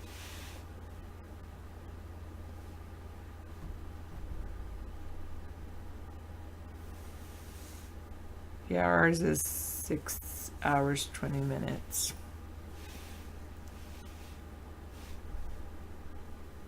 You learned how to meditate, and you can do a turnoff in 45 seconds. Lower your diastolic or systolic blood pressure at will. That's awesome.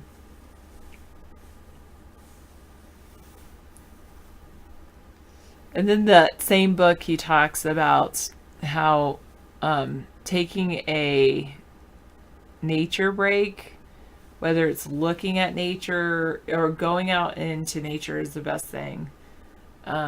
Or if you can't get outside, looking outside through a window, or even if you still can't do that, is looking at a picture of nature and doing that like every hour of intense work, then do a 5-minute nature break.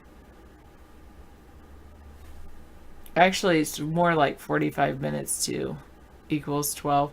There's some magic number, but I could just go with 1 hour every hour-ish. Take a 5-minute nature break. It's true because my students definitely, I can see them starting to ramp up at the end of an hour, and then I take them outside for 5 minutes. And today it was just like they were mowing the lawns, so I couldn't take them out where we normally go. I just took them outside and brought him back in, and they worked so... I've done this for at least a week, maybe a week and a half, and they've worked so hard after that 5-minute nature break. Whereas before it would just be like they're so worn out already and I don't realize it, and then they just spin out of control. Or yeah, you just look out your window at the river. Peace and tranquility.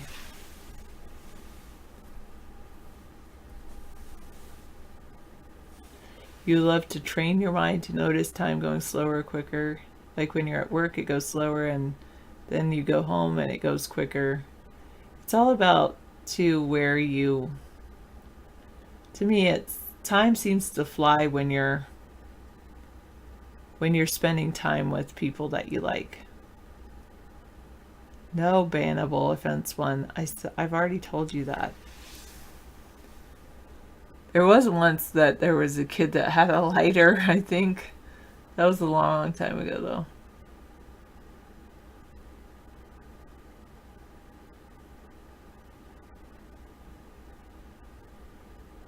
Wow.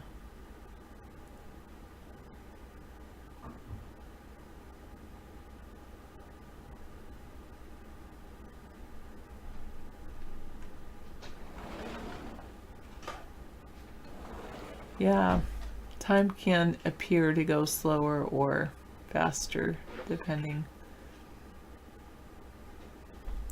Yeah, that's it. If you're bored, that's when time appears to be dragging on and on.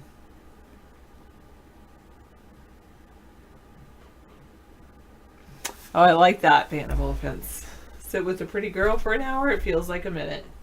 Sit on a hot stove for a minute and it feels like an hour. That's relativity.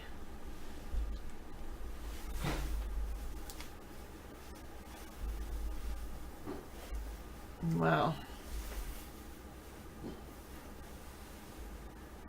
Mom and pop herons with the not so little ones of last year. That is very cool. I like herons. Okay, I can take your break and you can have your dinner. Okay, thank you. I made porky peppers and I made grilled sprouts. Help yourself to all that. Enjoy. I like the grilled sprouts, but they're blackened a little bit. I've come to like that taste. Okay. Enjoy. Yeah, I had it at a restaurant one time and it was quite good. Bon appetit! Wow. Okay, I got my chores done and I'm all back up and running here. Add the One has a link to the Trump administration wanting to snoop on people who have disabilities. Huh. Let's take a look.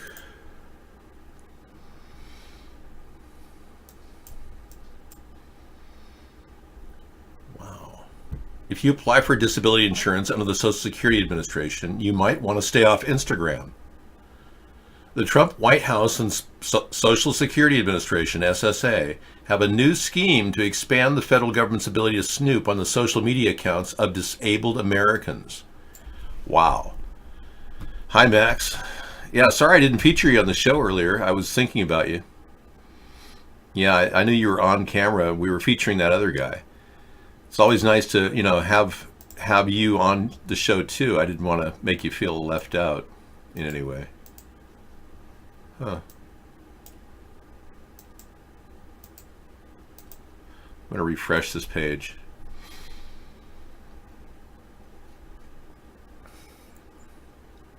The plan, which appears in this year's SSA budget proposal and was first reported by the New York Times, hinges on the government's ability to scoop up pictures and posts that might reveal whether someone is faking a disability. The budget also calls for cuts to Social Security disability insurance, not the first such a proposal under the Trump administration. The new program is designed to solve a problem, widespread disability fraud, that experts say does not exist. In fact, there is no evidence of such large-scale malfeasance. Trying to adjudicate disability by monitoring social media will be, at the best, an exercise in bias confirmation, and at worst will represent a major expansion of the surveillance state focused on some of America's most vulnerable citizens. So true. Okay, so there was an issue when you turn your camera off? Okay. Either way, I was just focused on this guy, and he did take up a large portion of our show at the beginning of both shows tonight and last night's, but I'm taking all information in. I'm not passing judgment either way. I'm just bringing in info. And at this point, I'm still looking for why and who and how I'm being censored, and who's motivated to do this, and what kind of money's passing hands. I'm very interested. I want to know who's profiting from all the efforts to censor me. Putin says he'll brief the U.S. on the summit with Kim. Okay. Well, Kim Jong-un was very upset when he didn't get his 900,000 bottles of vodka, and Lavrov reported the entire event and screwed up the entire deal, and now Kim Jong-un wants Putin to come by and visit him to make things right. That's my take on the whole thing.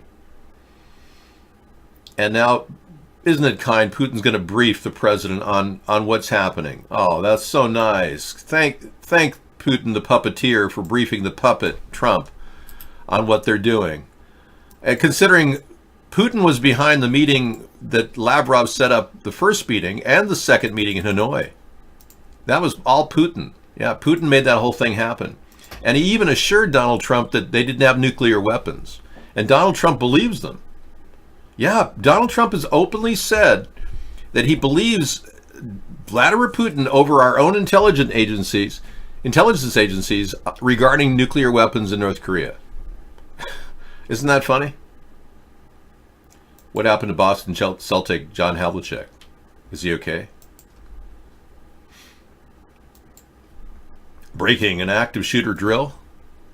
An active shooter crisis event happening, breaking. An active breaking crisis event in... Oh, he died? Really?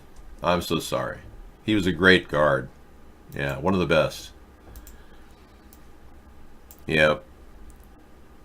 You know, I wish I had pictures of Pistol Pete Maravich. He was a close rival to John Havlicek. Have you ever seen Pistol Pete Maravich's highlight reels? I should play those. Pistol Pete was unbelievable. He did these things with the balls where he fakes in the middle of the air. Even almost as good, I'm going to say even better in some ways, than Michael Jordan. Okay, I guess I'm dating myself. Activist Massachusetts judge who helped twice deported illegal alien evade ICE arrest is indicted. Judge Shelley has been indicted. Wow. She's an activist. Blocked ICE from detaining a twice deported illegal alien. The Newton Trial Court Judge Shelley Richmond Joseph and court officer Wesley McGregor were charged with conspiracy to obstruct justice, obstruction of justice, aiding and abetting an obstruction of a federal proceeding. Well, I guess somebody's getting charged with obstruction, you know? I guess since we can't get Donald charged with anything yet, that's good we got Judge Shelley protecting those illegal aliens, yes. It's kind of a feel-good placebo effect. Helping those illegals. Now, Biden is looking good. He definitely is taking the center stage in the Democratic Party, and at this point, he's got the best chance as a former vice president of winning the ticket and beating Donald Trump. That's what people in the know are saying on the Beltway. And as long as Biden was able to deflect all those accusations of Creepy Joe, which he was able to do, and even invited children over to have next to him, he handled it very, very well. He's got good PR people. He seems to be smoothly moving forward with the grace of a guy who lied on his bar exam, cheated, and did all kinds of nefarious things over the years. I mean, he's pretty much like Teflon Bill in many ways, Joe is. Okay, moving on. Daily Source. Oh yeah, progressive group that backed Ocasio-Cortez comes out against Biden. Well, they would, yeah. The Justice Democrats don't like Biden. And you know, the reason they don't like him, because they don't have any balls in the Democratic Party, and Biden appears to have balls. That's right. That's the reason why those people don't have, they don't like him. I don't think Beto is sporting too much down below.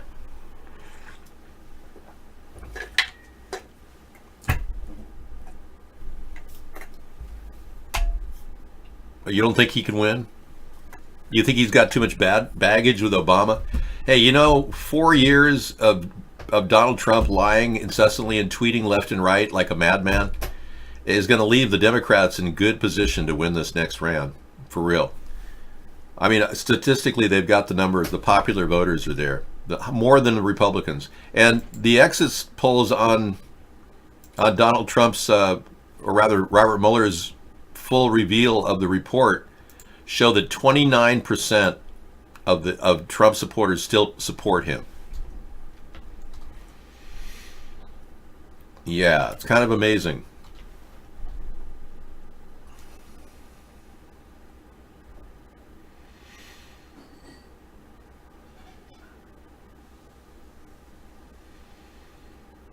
Okay, that's over in my at third party Twitter history.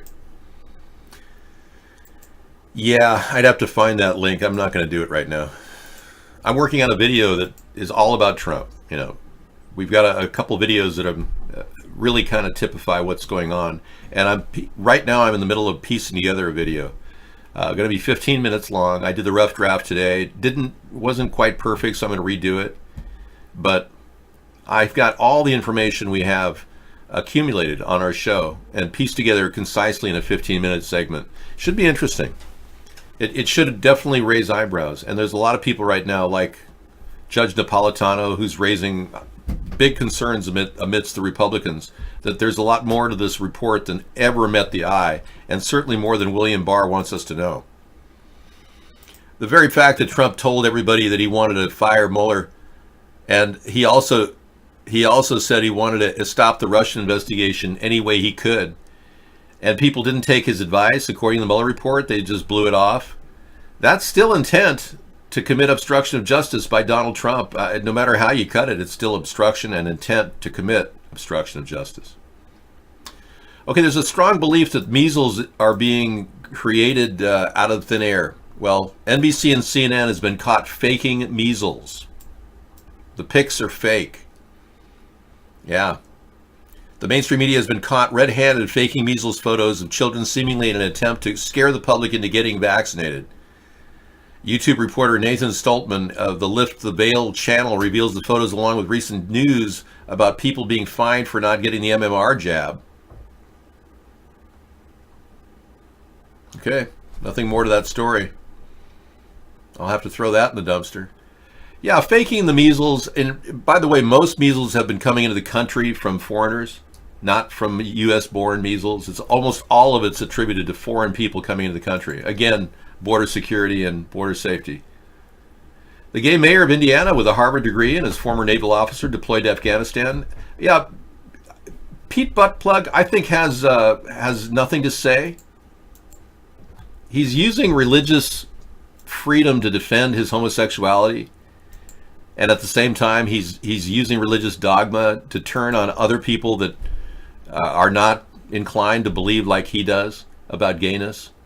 It seems like he's trying to cross over the church and state separation. He's using church, ironically, as his PowerPoint. And it's ironic these people come out against porn addicts, yet they're gay.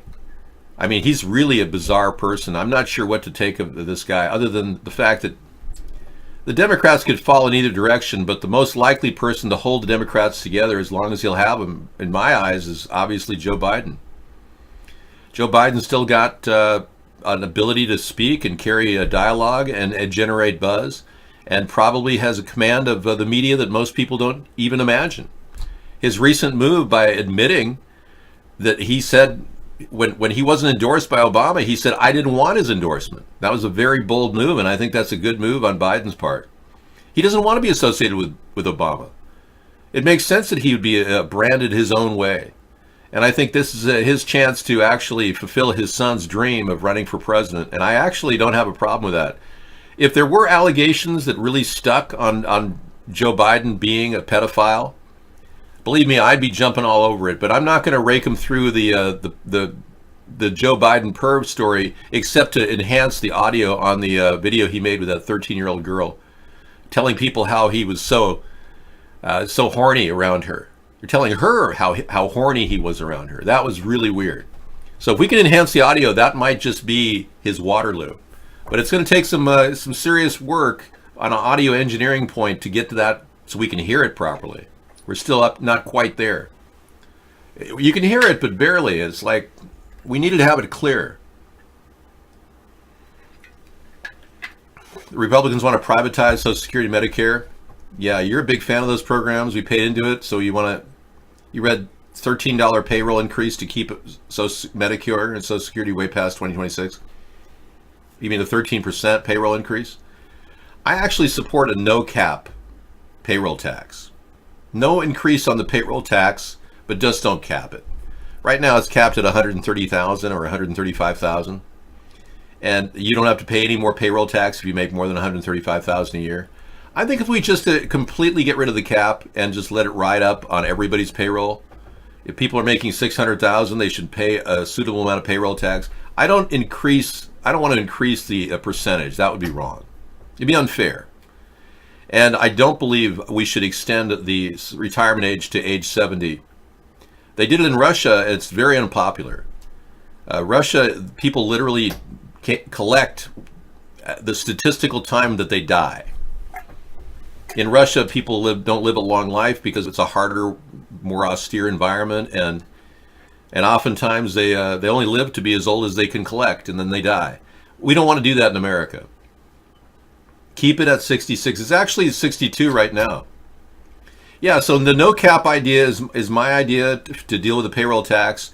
Don't privatize Social Security. There's no evidence that would have even worked. If George Bush had done that, the 2008 debacle would have just sucked it right in. We would have lost a lot of money if we had privatized Social Security like George W. wanted to do. It's good that we didn't, actually. I think privatizing the fund, or at least amalgamating it into an infrastructure bank where we could make interest on something, might be a good idea. I'm a big proponent of an infrastructure bank to fix the country's technological problems. We've been leaning so much on the idea of venture capitalists investing in solar panels and all these startups. And Obama made the big mistake of putting venture capital money out there for companies like Solyndra. We lost $530 million on that. And Fisker Motors, $1.5 billion on that. We never got solar panels from those people or electric cars, so it was a big, huge disaster. So my brand is to actually get the government to innovate itself, to get solar panels out to the American people, like these. We can't stop and we won't stop. We're gonna dance all night, bring it on to the sunlight. These are the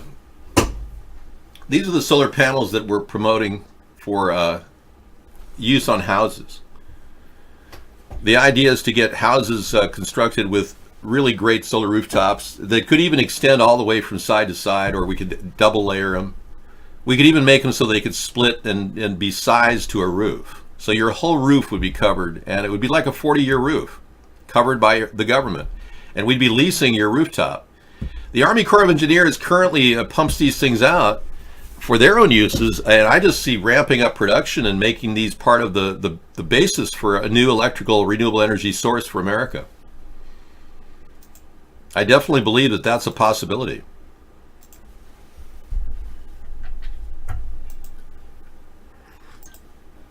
Okay, we got you in, and you got your yellow glasses on. Good. I was using my yellow glasses last night. Yeah, those look pretty buff. Maxed Out Credit, I'm going to bring him into the show here. Yeah, so we have a forward-thinking approach to solving the country's problems with an infrastructure bank fueling this type of growth. And that's pretty much the plan in a nutshell. Getting a brand new approach toward building business is what we need. And that's pretty much the plan in a nutshell. Getting a brand new approach toward building business is what we need. So how long are you going to... Might get that echo effect. Yeah. How long are you going to wait to collect Social Security? What age will you be when you want to collect? 67 or 65? Yeah. How long are you going to wait to collect Social Security? What age will you be when you want to collect? 67 or 65? 65. 65. Okay. Most people do it at 65, yeah. If you collect at 62, you get 80%. You get 80%. You get 80%. Most people do it at 65, yeah. Most people do it at 65. Yeah, I'm having problems with my audio on your end. I have to go to headsets too. Let me see if I can do that. I'm trying to troubleshoot my audio. We had problems earlier.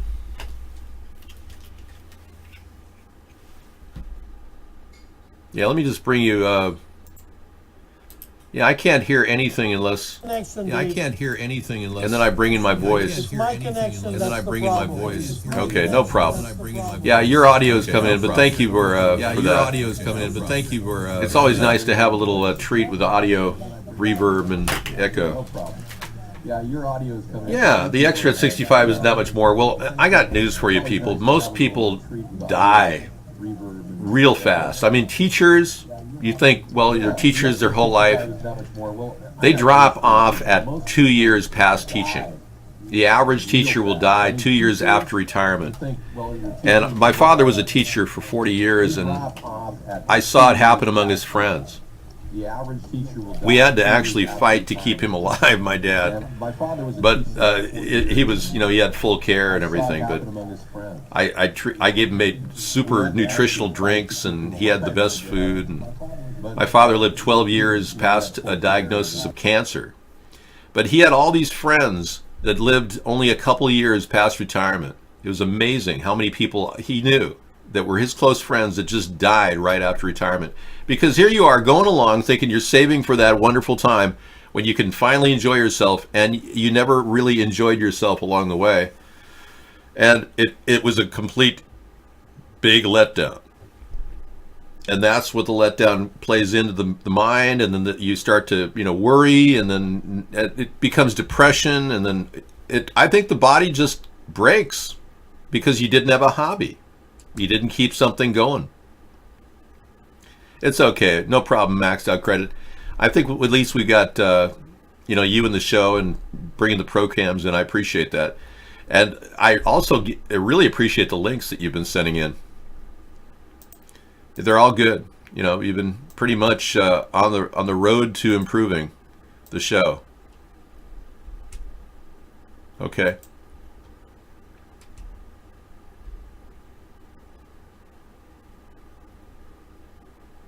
Right.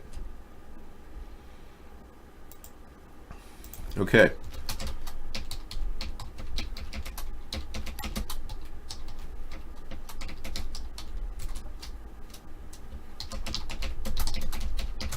Yeah, so when we are doing the show on a daily basis, I think many people don't realize that we're actually using really great prosumer equipment that most people could never have acquired 20 years ago. And right now you can set up a computer system like we have for under $2,000 and do a show like we do with a nice professional setup for under $2,000. And that's never been more approachable. And I think the benefit of studio quality prosumer equipment is really starting to show in the quality of YouTube videos and 153news.net videos. Yeah. Yeah. I definitely think I'm going to lead them on to the next step. People that want to contact me are also able to go pro cam, right, like Max can do, and we can bring him into the show, and we can show people interact if they have the right setup, and it's all part of the rich internet video platform that we expected back in 2009, 2008. And this is the thing that really kind of shocked me about the past 10 years. When we expected shows like Stick Cam to prosper and Justin TV to prosper, and we expected a growth of rich internet platforms, we saw things like TinyChat evolve. And TinyChat's still out there, but it's very insecure. You can easily get DDoSed on TinyChat because your IP is exposed. It wasn't until we saw iVlog and Vaughn emerge as kind of platforms that are free still. You would have thought there would have been many platforms and many competitors to YouTube. But it turns out that there's a purposeful effort to get rid of these platforms. Stickcam was taken down by the government under some auspices of some underage pictures that were shown or something.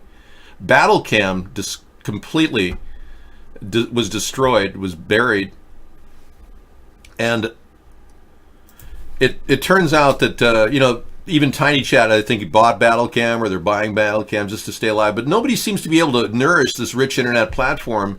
And we've been able to keep a show going throughout the whole process because the demand for a third party is still very strong.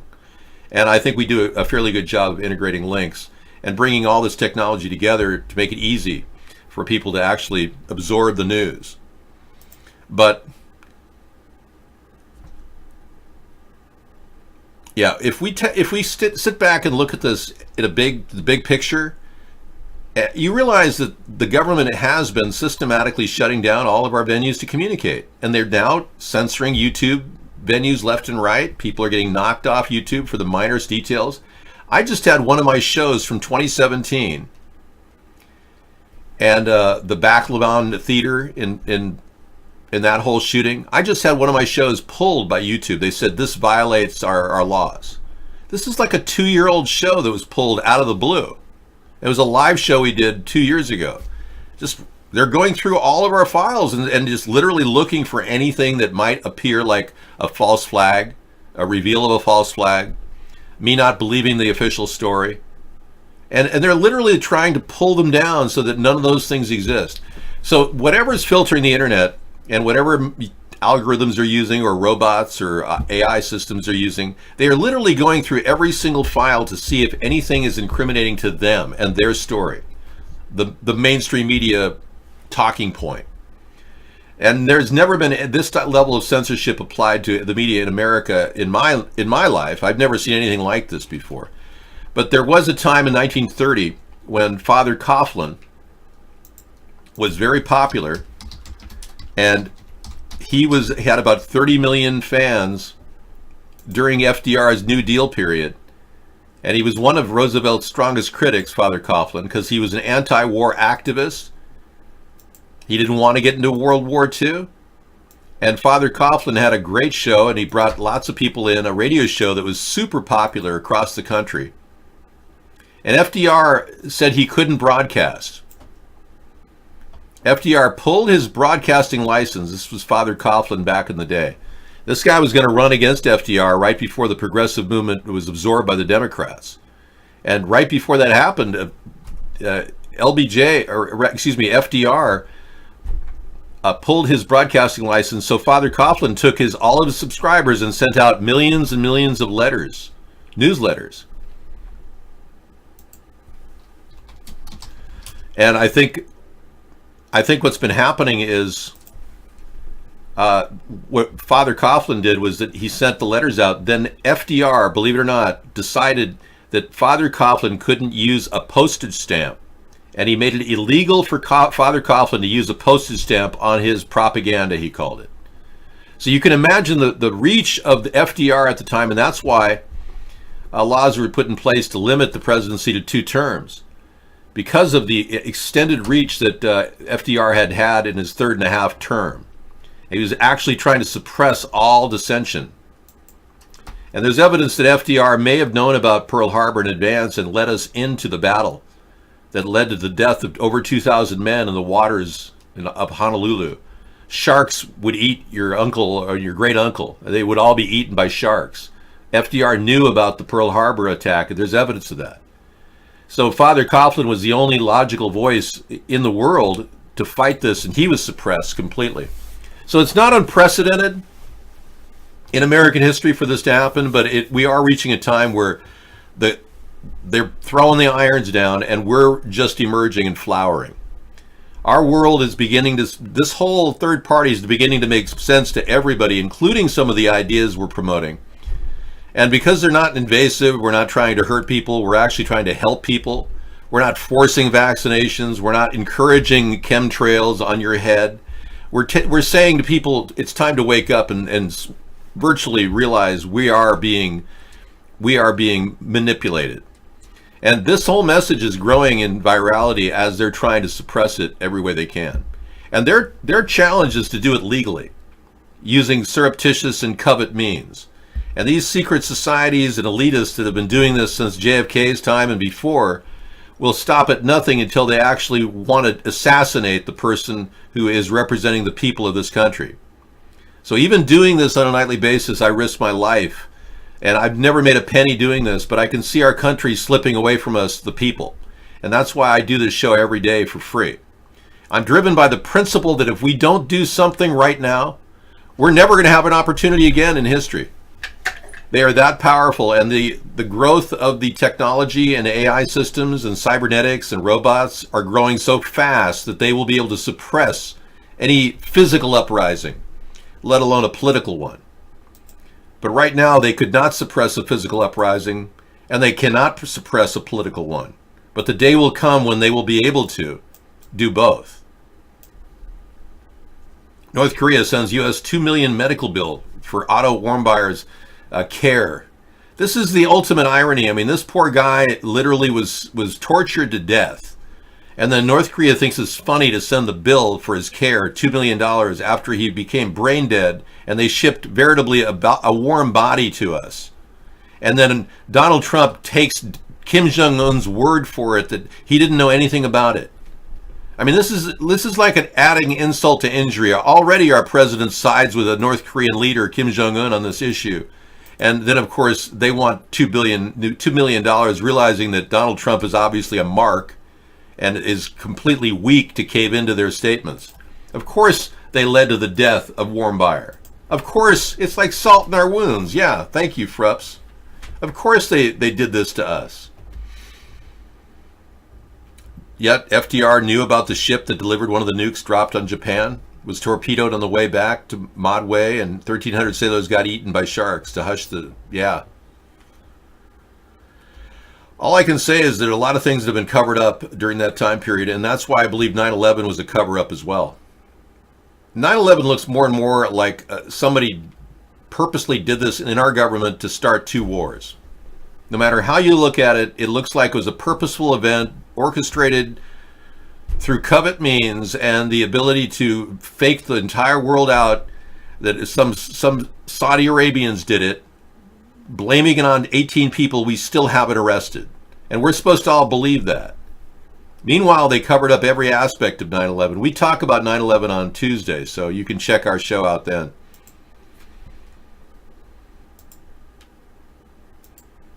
Okay, here's a link on vaccinations. So this is from the Times. A toddler dies of the measles in Jerusalem in first such incident in 15 years. Wow. Amid a This is spike proof in that we've been cases lied throughout to. Israel, Health Ministry chief considers banning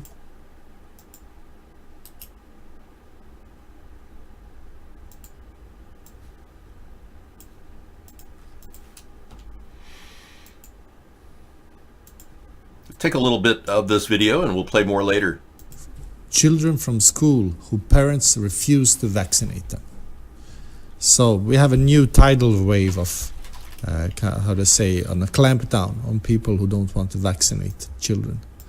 And the first case I heard was in New York, when they prohibit children going to school. Yes, I just watched an interview before when there was parents they couldn't leave the children at school, so they had huge problems, of course, but because both of them worked, so they didn't know what to do. So we see this clampdown, and we see this is something that it is a campaign they're pushing all over the world. Right. Yeah. Pushing vaccines on people, scaring people about the dangers of measles. And we just found out earlier that, most measles come into this country from illegals entering the country with their kids. There was a big measles outbreak. I remember right when Obama, toward the end of his term, Obama had to release a bunch of illegals into the country, and he just said, yes, I'm going to absorb these children. And I remember 45 kids went to Disneyland and got measles there. And they were probably illegals. The first thing they wanted to do is go to Disneyland, of course, no matter what the cost. Let's skip to 154 and see what else he has to say.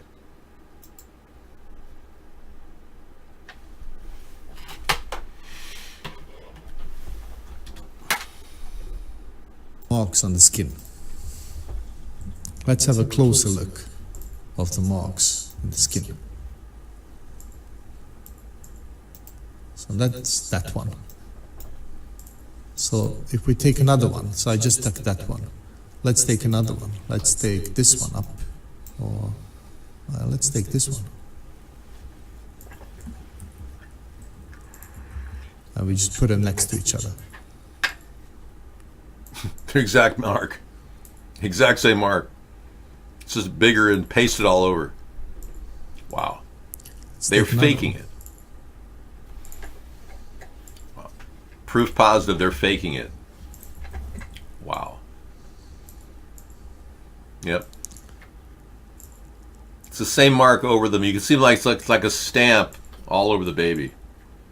The baby has the same mark all over. Have you seen that in nature? Have you ever seen that? I have never. In nature. No, I we haven't. have like a copied pattern somewhere like that. Of course, you haven't seen it, but you can see it on Photoshop, on doctored images. And if you actually look close at the picture, all of these marks, it's the same mark they're using. Here, here, here, here, here, here, here. Probably, yes, up here as well. Yeah, definitely. He spotted something. Measles being faked in the mainstream media. And they'll run these stories and act like these kids are really infected to just get everybody in to get vaccinated. Why would they want to vaccinate everybody? Well, for one, Barack Obama put it together $26 billion in funding for the vaccine industry, and none of those vaccines were even used. Hardly any of them. The H1N1 and now the H2N5 and all these other vaccinations, they've got sitting in shelves. That's why they're willing to give you free vaccinations. Why would they want to do that? Well, you don't know what's in a vaccination. There are some people that believe that maybe the technology is available now to put nanoparticles and nano RFID chips in there. RFID chips can be shrunk down to a nano size. And that's a suspicion that they're being injected into our body. I mean, we don't know that. And there's been no real solid science behind the use of thimerosal and mercury and why they keep using these stabilizers in a lot of the coagulation, or a lot of the, I guess they're colloidal suspensions that they use in order to keep this vaccine hovering in the thing when they inject you. It's like the technology is over 120 years old. Louis Pasteur was involved in the development of the vaccination program. It was completely ridiculous. They're making these vaccines out of the same technology using eggs on a shelf, which they inject from a petri dish, the live virus, into the egg. They let it gestate for 26 days, then they pull out of it a portion that goes into every vaccine. It's like Dr. Frankenstein, and there's no proof it works in most cases. Yeah. IRS grants the Satanic Temple tax-exempt status. I heard about that, yeah. I'm not sure which is more disturbing. The fact that they have tax-exempt status, or the fact that they even exist. IRS grants the Satanic Temple tax exempt status. Wow. As a religious organization. I guess they technically are a 501c3 nonprofit. That's bizarre, but predictable with our soft government. And then this story, Rami Malek, you know, the guy that played in won the Academy Award for his role as Freddie Mercury. He's going to be playing opposite Bond. Bond 25 cast is being revealed. He's going to play the villain. And let's not forget the allegation that he eats children.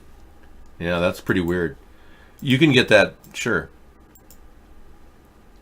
Macaulay Culkin actually tweeted that he eats children.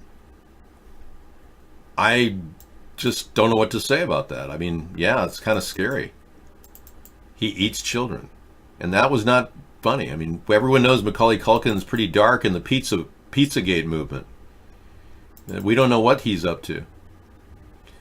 But we can tell you that a lot of people who are dealing with all the stress of life, overwhelmed, they're getting the attitude like this YouTube star who simply goes online and acts kind of dorky. Hey, do you ever wonder, like, what is going on? I mean, like, do you ever, like, wake up or do something and you're just like, what the fuck is going on? Apparently, he doesn't have to wonder. He has 440,000 subs, and he makes money doing these videos, acting like he's an idiot. If he were to take on a political decision or a movement and talk about issues, he'd be kicked off YouTube. His account would be struck no matter how many YouTube followers he has. So these guys walk a very fine line. They have to fit into that niche of being an airhead. Otherwise, if they take life seriously and speak the truth, they're immediately censored. That's a fact, Jack. I'm not making that up. I made porky peppers. Wonderful pork medley with peppers melting around them, kind of make it soften the pork. And then there's a boneless pork rib, very low fat. And then I made grilled sprouts, which I really enjoyed. I've been wanting to grill sprouts on olive oil and with some herbs, and it tasted great. I had a taste of it earlier. The Brussels sprouts are really better that way, I think. But as long as they're, kind of flash cooked, they get that. I've had them one time with a balsamic vinegar. Oh yeah, balsamic vinegar, they're really good. You're right. I just would garlic and butter. You're right. All right, Sarah's here. You mind this background? Does it bother you? No, it doesn't bother me. Okay, because if it does, I can certainly change it. Well, the cooking show is a kind of a nightmare. We got kicked off of Vaughn on the Wi-Fi, so I came in here during the show. I played kind of an old picture of some peppers being cut. It was just me on an old video, and then I brought it in, and then I went in here, got the iVlog show going, started the XSplit in here, and then ran the Vaughn show off of the iVlog show, and people were able to see it. Okay. But I had to literally think on my feet and get this thing going in about 2 minutes while the Brussels sprouts were burning on the stove. Oh, I was wondering why they burned. Yeah. Well, I wanted them to burn too. Okay. I was actually trying to burn them, but it was still like 1 or 2 minutes. I just wanted to get that edginess because that's how they make them in restaurants. Okay. They always flash burn them. I just wanted to get that restaurant taste. You don't like Brussels sprouts? Yeah. Porky peppers didn't work for you? Okay. Yes, Brussels sprouts. Yeah, I did not know that about that Reptoid, yeah. Apparently skin tissue could be taken apart from various source samples and they can expand on it, yeah. Well, it turns out that vaccine science and technology hasn't really evolved that much. Max was telling me they were using the eggs of monkeys to gestate some of these vaccines. Something like that. Yeah. A lot of people are running for president, yeah. The largest number of Democrats in the history of the entire race. Green pea and ham soup with Brussels sprouts, that's a really good one, yeah. I can see how that would be a good win. Definitely. I have not made green pea and ham soup. I should make that sometime. I just haven't. I need to buy like a wedge of ham. You can do it with like one slice of ham. Brussels sprouts are really full of nutrition. So when I flash cooked them, it kind of brought out some flavor too. All right, Sarah's going to take over. I'm going to have a little bite to eat. Thank you. Okay, sounds good. Well, David likes Brussels sprouts, 280. Yeah, he really does. I do like... Oh, okay, thanks, Miss Antipede. That film. David doesn't pay any attention to you. I have to pay extra special attention to you because David doesn't pay any. And then people say I pay all my attention to you, Miss Anthropy, and then they're like upset. I do like artichokes, yes. I really like cauliflower. Today I was having a piece of a cauliflower and I like that. Yeah, I'm either in deep thought or I'm just tired.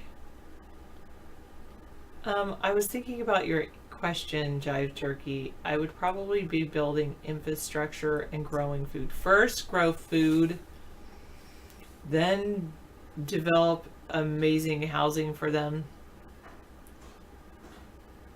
Yeah. Okay. You don't want him to pay attention to you. You want him to pay attention to your links. Well, I should definitely leave this on the screen because he'd be like, look, Corey Feldman, blah, blah, blah, blah, blah. Like, yeah. He did a documentary about sexual abuse, he says. I don't want to subscribe, sorry. No! Could bring down potentially a pedophile ring.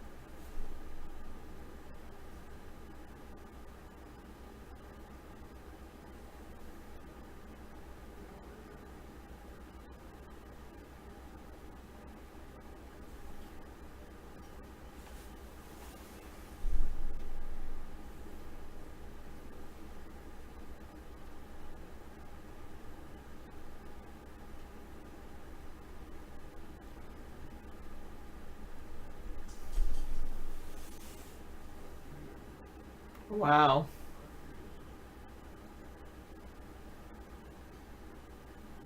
Oh, sorry. I should be reading this out loud, but no.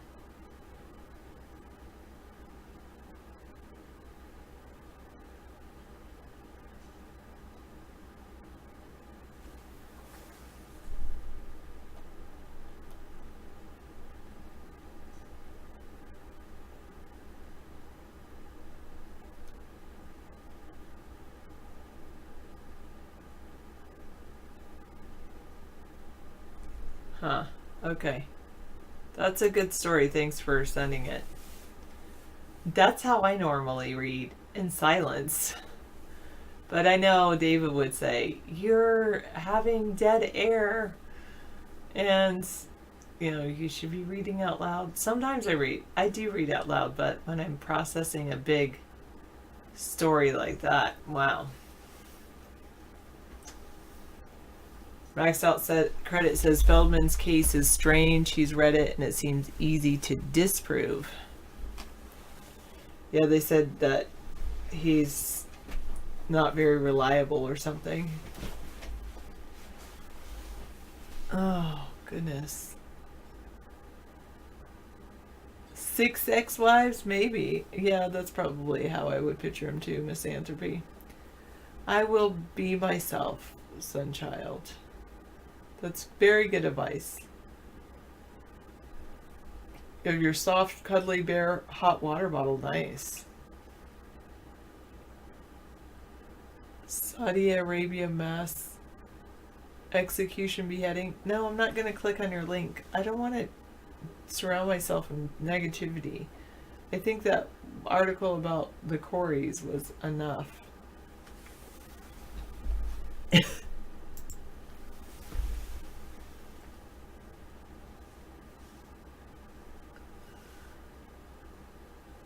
Thank you. You've got my Periscope. Yes. Thanks so much, Tracking.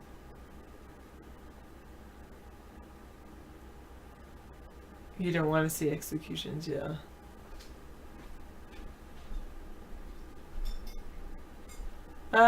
I drink herbal tea. Like, sometimes I drink mint tea, I should say. That's really all I drink, mint tea. And sometimes I drink, actually, not echinacea. It's chamomile. I love chamomile tea. And chamomile, I don't drink green tea because, did you know, I used to drink green tea. I did drink green tea to go off of coffee because my doctor said I should go off of coffee because I was consuming too much caffeine. And so then I said, oh, great news, doctor. I went off coffee. I'm drinking green tea now. And she said, green tea has more caffeine than coffee. Cut that out. So I stopped drinking green tea and went to mint tea. But I really do like, I do like chamomile, and there's chamomile plants that grow wild around here. I've never harvested them, but oh, it's so nice walking in them and the smell.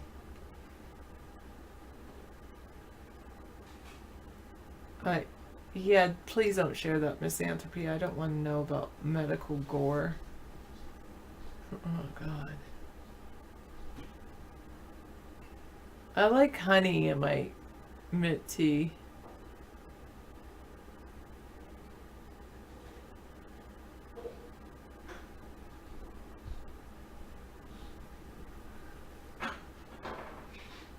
Oh, chamomile plant leaves contain a turpentine substance? Oh, I did not know that.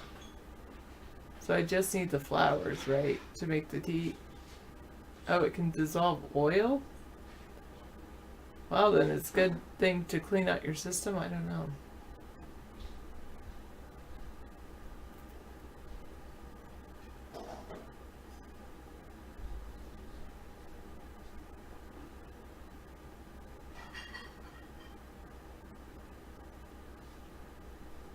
I don't think I just said HUD. Maybe.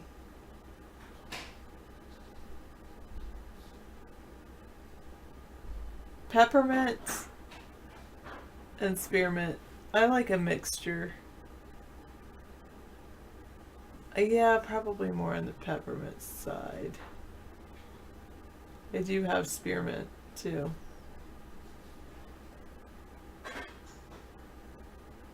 Yeah. Oh, I did not know tomato plant leaves make a poison that natives used to use to take down large prey.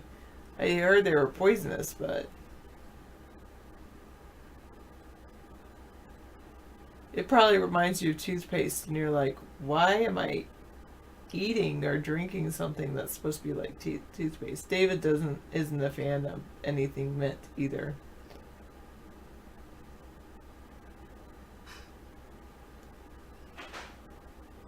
Thank you. Oh, I love that, Dickon. Why do you still use the internet? It facilitates avoidance of unpleasant realities. I love that.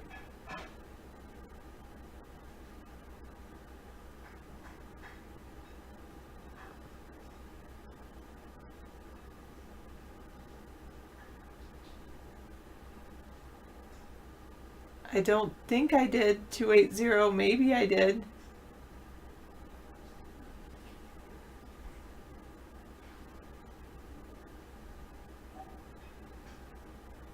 You want your own, you would like.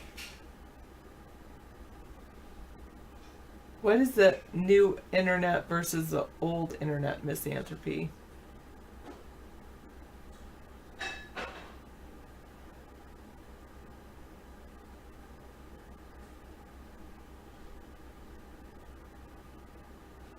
Oh, that's interesting. Oh, that's the tomato sauce. Interesting. Maxed out credit. Oh, goodness. My computer wants to go to sleep. Never does that when David's on, because he's always clicking things.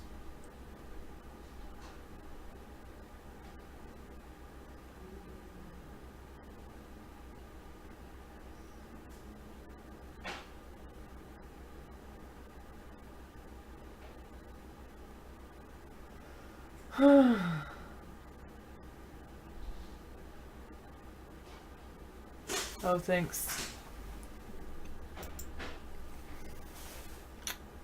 Old Reddit. What's something you noticed about the internet today versus 10 years ago? It's hard to find unique websites. Yeah, you're so right. Do you remember there was this one site? Oh, there was this one cool app, or it was, I don't know what to describe it. Website, I guess. It's called Stumble Upon. And Stumble Upon, you just like go there and it would be like, here's something new. Here's something new. And it was always so interesting. And yeah, that's so true.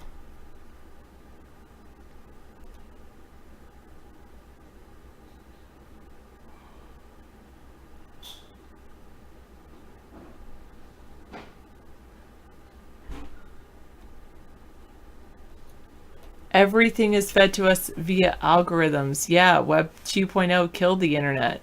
The internet used to be an escape from reality. Now we use reality as an escape from the internet.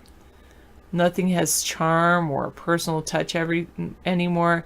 Everything is an affiliated link, a sponsored post, a generic watered down version of another generic website. So true. Everyone on the post sounded so sad. Yeah.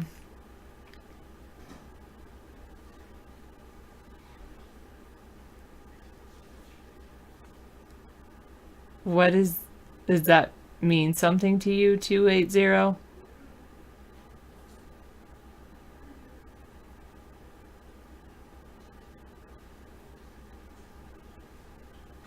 Hello, stealth mode.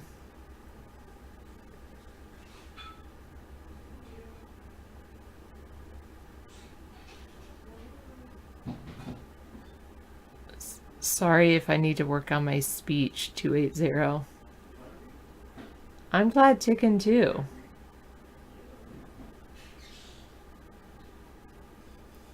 I agree with you that we need a new internet. Yes. Maybe that's it. We need a new internet. Oh, there was this great site I saw. It might have been, or it was just like a peek, a sneak peek into one person's version of the internet.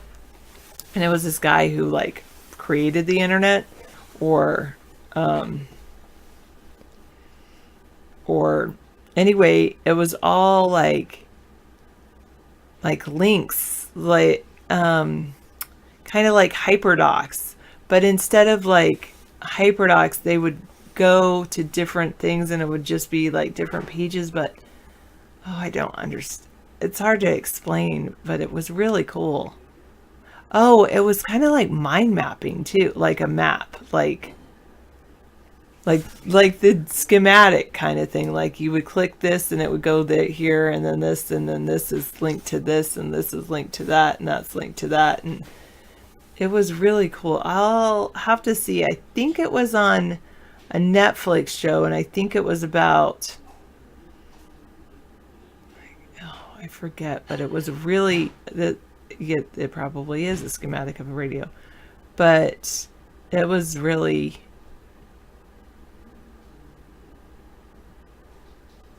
Might have been something about the internet. Now I can't remember. I could look at my file folder, but I'm getting rid of all my papers. The internet used to feel like it was real people who were being their actual selves online. I think I'm a real person, and I'm being as close to my real self online. Am I though? Am I really being my real self? Yeah, probably. I mean, I think part of it is if I'm not completely my real self, it is like this protection sense with the whole idea of being swatted. Then you have to have some sense of protecting yourself. In real life, people would be politically correct and polite, but online people would make jokes and they'd be a lot more honest and open. Now the internet has turned into a parody of itself. Someone who's honest and says things that are really are honest or funny gets labeled, downvoted. Yeah.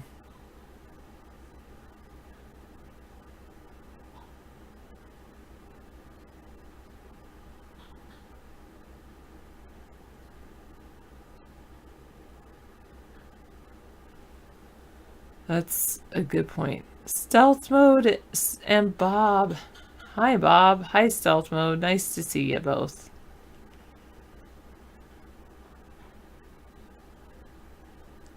Yeah, I think that's why one thing I like about you. You are real, too. I like real people. Let's get real. Actually, I was carrying around this sticker. My friend wrote a book. Well, it's funny, I met her online, but she wrote a book about real educating or something like that.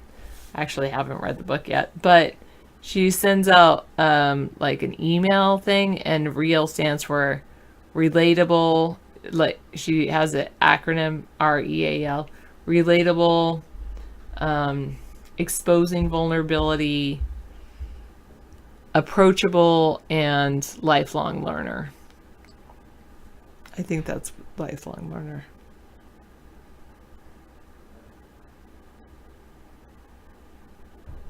Sarah would not date you, Salty.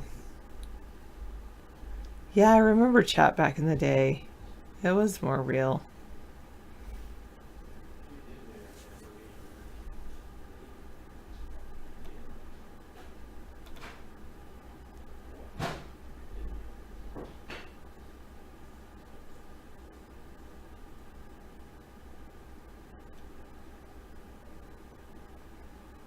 Yeah.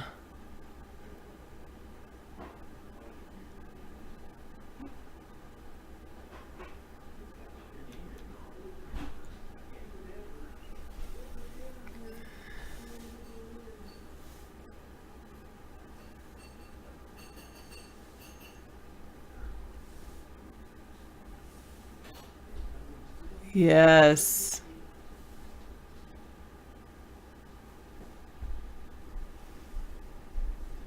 This whole downvote, upvote, that's what's ruined the internet. Yeah.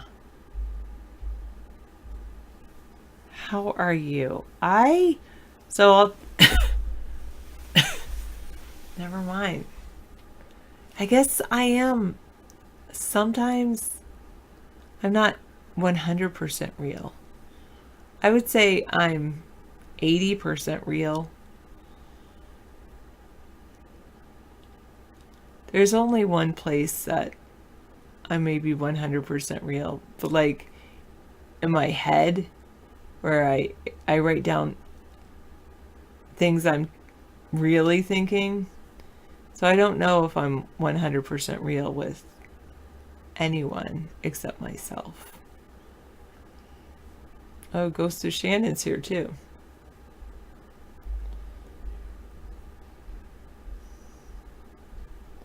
Hey, Ghost of Shannon.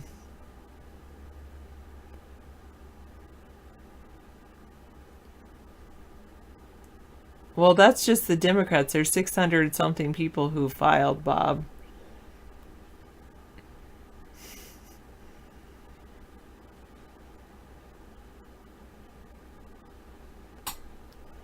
I used to know this person named Padian B. And he was a chatter, and I thought I knew him pretty well. And then he, I think he knew us when he was like going to school and then college, and then he graduated and got a real job or something.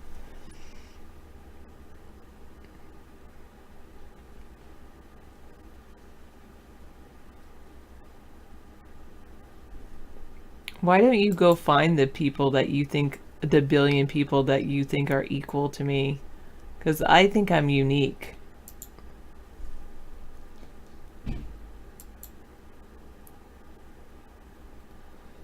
Yeah, maybe so. Add the one says Reddit has some good food ideas, like food for thought. Kelsey Turner. Who's Kelsey Turner? I don't care. Thanks, Misanthropy. I think it's because I am real. I've had a very exciting week. Past 2 weeks. One of the good things that happened was I have to have evaluations done on my teaching, and I actually had a really good one this time.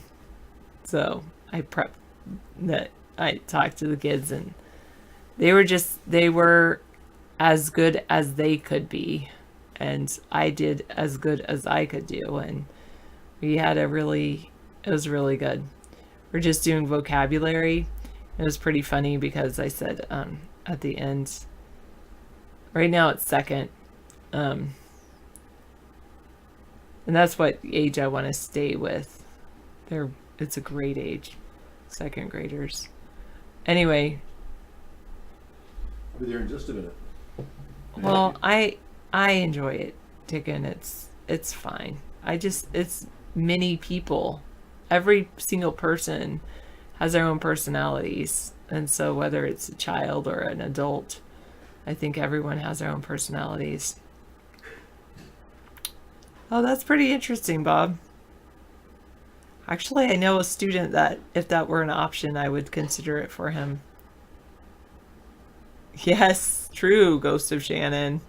Ghost of Shannon, but teaching second graders is quite similar to being a moderator on iVlog. Anyway, I was really stressed out that day because there's some other issues that happened, and I was just so thankful that it went well. Oh, that's what I was going to say. What I did with them was a vocabulary lesson, and we read the definition. I read the word, they echoed the word, and then we read the definition together as a word. And then I asked them a question about the word. And one of the word was personalities, or personality, and they had a little tough time with that one. And then we explained it a little more, and then at the end I was like, how would you describe the personality of my personality to the person observing me? And bonus if you can give information that that person doesn't already know. And they were like, I'm kind, I give a lot of chances. One which was really cool, you guys all know I'm like the queen of the worms. They're like, Miss Hart likes math more than, or I like math more than gardening. And I'm like, yes, I do. I love math. I want to go back and do more math, learning more math. Math is gardening. Yeah, gardening can involve math.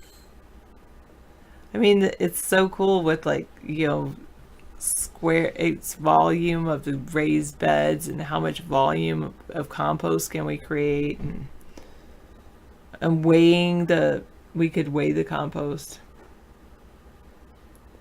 That's true about social media. One thing I really like, what am I doing with the worms? I'm just allowing the worms I'm using them to decompose our food scraps.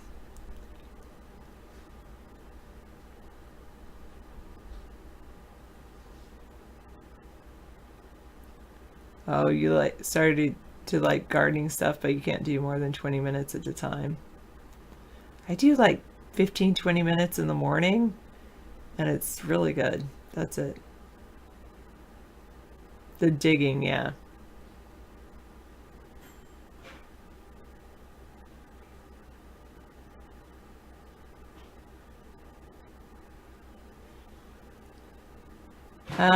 I did bring a few of the worms for my own garden because I'm doing some composting here too. Are you in Riverside, California, Ivan? Yes, I agree. Stealth mode. Math is a key to the universe, not to mention chemistry. I loved chemistry because of the math. Yeah. That's a good thing. That's the best part of chemistry is applied mathematics. I agree. I was trying to figure out equations and valences and all these. I got one thing wrong, which was the breakdown of propane, but I think the question was CO2 emitted when propane burns. Is that right? No, actually decomposing propane. It's not just besides just CO2, how many CO2 particles and hydrogen particles and oxygen particles and are linked together. And and how it decomposes when it burns. Yeah, gardening can be as simple as opening up a garbage can. People put garbage cans on their balconies. That's pretty wild. Thank you. I'll play that in a second. They put garbage cans on their balconies, fill them with potting soil, and put potatoes in them. And you can get about 24 potatoes out of one garbage can on a balcony in an apartment. And 24 potatoes is 24 potatoes. Right, Bob? Bob knows about potatoes. He's a meat and potato man, I'll bet. Hey, man. Yeah, that's cool. Stealth mode you learn through physics. I've never taken a physics course. That's the one course I would probably really like to take. Physics. Physics was tough, yeah. I would probably really like it. I've always thought I would like it, and I just never took it. You should. The community college, I think, probably could offer some of these courses. If you're so inclined for, enrichment. Yeah, that's true. I'm going to start working my way through. Okay. I'm going to start with what I've got on my plate right now. I've got a to-do list. A lot of to-do list. Well, I've got a long to-do list, including writing a book. Good. That's a good to-do. I'm writing a book too, so we can write together. We're writing, togetherly separate. Yeah, togetherly separate. I was thinking we should. We already wrote a book together. Now we can write books separate. No, but it's when you force yourself to write with someone else sitting next to you. It's a really good incentive. I'm not kidding. No, you're right. Because we should do that. One of the things that really helped me get through my school days is we would, as my master's degree is that student mentor who would call me every week. Right, yeah. Because it's not necessarily her, but it was more like a voice in my own head, what did I get done this week? What am I going to do next week? And those are the main two questions. So what did you accomplish? All right, so what's your next goal? Yeah. And just having somebody else ask that and having them accountable to them. So it should be what day do you want to check in on writing? Well, the thing is, when doing projects together, when you do it together, it's so much easier because you feel I don't want to stand around and look like I'm not doing anything. And the first thing you think, I'm going to show this other person I'm doing something. And then you're both doing things together that way. It's say that's a good for working out and stuff too. Yeah, well, they have buddy systems in working out. I know somebody who pays $35 an hour, I guess, to get a workout partner. That's that guy I know. He actually pays a guy to stand there and go, "You're doing great, man. 4 more lifts, 3 more reps. Go for it." Yeah. You know, he pays the guy to stand there and do that. Isn't that weird? But yeah, it really helps. Team play increases in productivity and any development, any project you're on. Team play really helps. Well, I know. I'd love to get a copy out to everybody, but the book is taken on a couple different turns. You know, I wanted to write 3 or 4 books in the process of writing this one book. So, well, it's definitely more than just a memoir. It's pretty much the blueprint for how this country operates and how the average American is cut out of the loop. It's really a first-hand experience throughout my life and my family's life, because my family had encounters with situations that were pretty historic. I mean, my mother and father were instrumental in stopping communism in the 1950s. And they told me stories about what had happened to them, and it's in the book. They were instrumental in stopping communism and the growth of communism as it was flowering in the media. Hollywood, it was chic to be communist before the time that McCarthy came out. Now it's becoming chic to be a socialist, you know, in the Democrats. And the Justice Democrats have taken a big lead just by pushing their agenda in the news. Omar pushes her agenda, anti-APAC, which is perfectly fine. But Omar misses the mark when, you know, she gets stigmatized as a representative of all Muslims. Ocasio is pitching the poor, impoverished minority, you know, appeal, which is her shtick. But everyone knows that she doesn't really understand what she's talking about. And that's kind of a weird. McCarthyism was a big part of stopping communism, ironically. And Joe McCarthy wasn't he wasn't respected by a vast majority of Americans after the period ended. During the period, people thought he was like the guy who was stopping the scourge of the Red Scare, communists taking over our country. Now, I know Bob doesn't want communists to take over his country, and I know that I don't really know stealth mode too well, but I know that people are very concerned about the dangers of a overtaking state authority telling us what to do. And we're already seeing that with the Democrats. And Trump doesn't seem to be lowering the budget, which means he's going to tax us more. You cannot extend the budget like Trump has, an extra $1 trillion a year, and not expect to tax people more. I mean, common logic tells you we're going to be taxed pretty fast there. So stealth mode. So how are you? Are you live mic'd or non-mic'd? All right.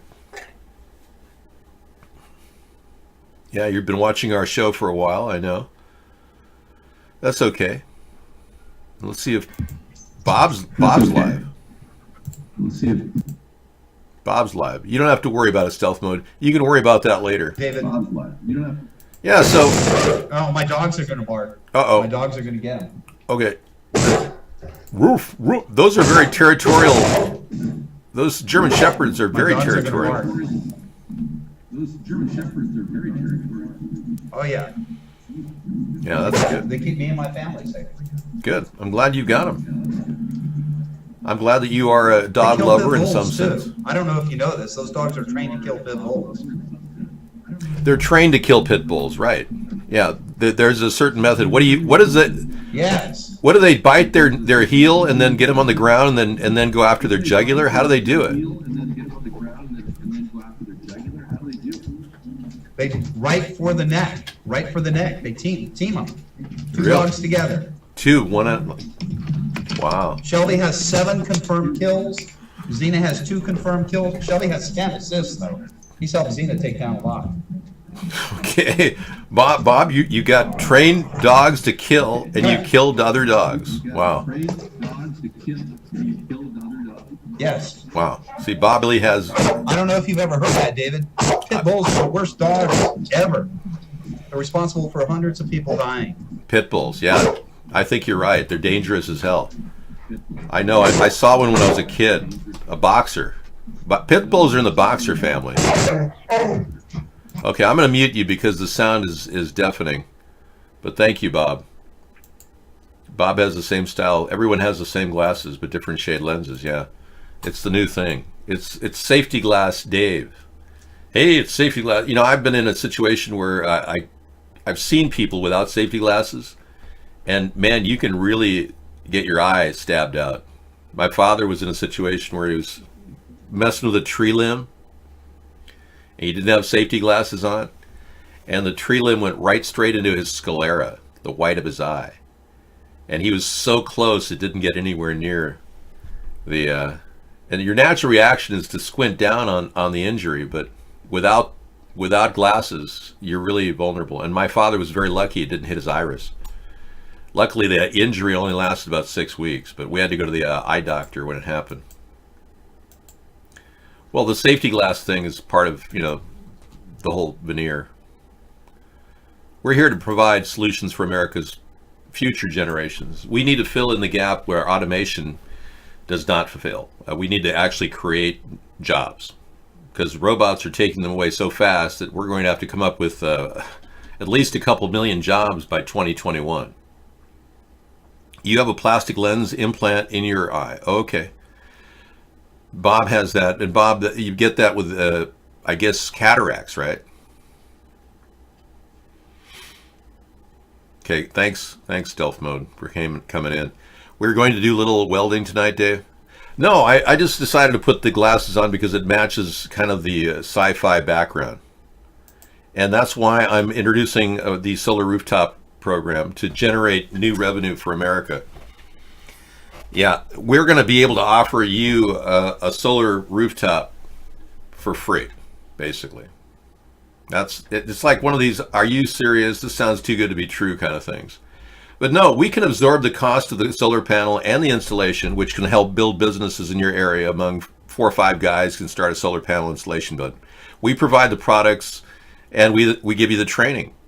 It's a complete cradle to grave operation. Actually, you'll be using your skills to keep and maintain those solar panels as a long-term job too.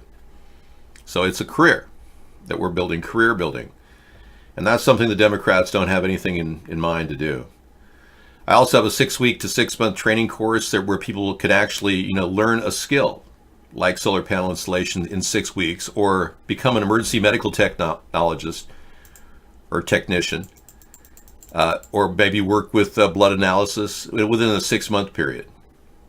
Become a phlebotomist, or possibly work as an EMT, emergency medical technician, for some of our mobile medical units. Hot mic. Okay, hot mic, let's listen in. Wow. Okay, let's test it out. 1, 2, 3. No, it's not. I think I muted the channel. Hang on. We're going, it's my fault.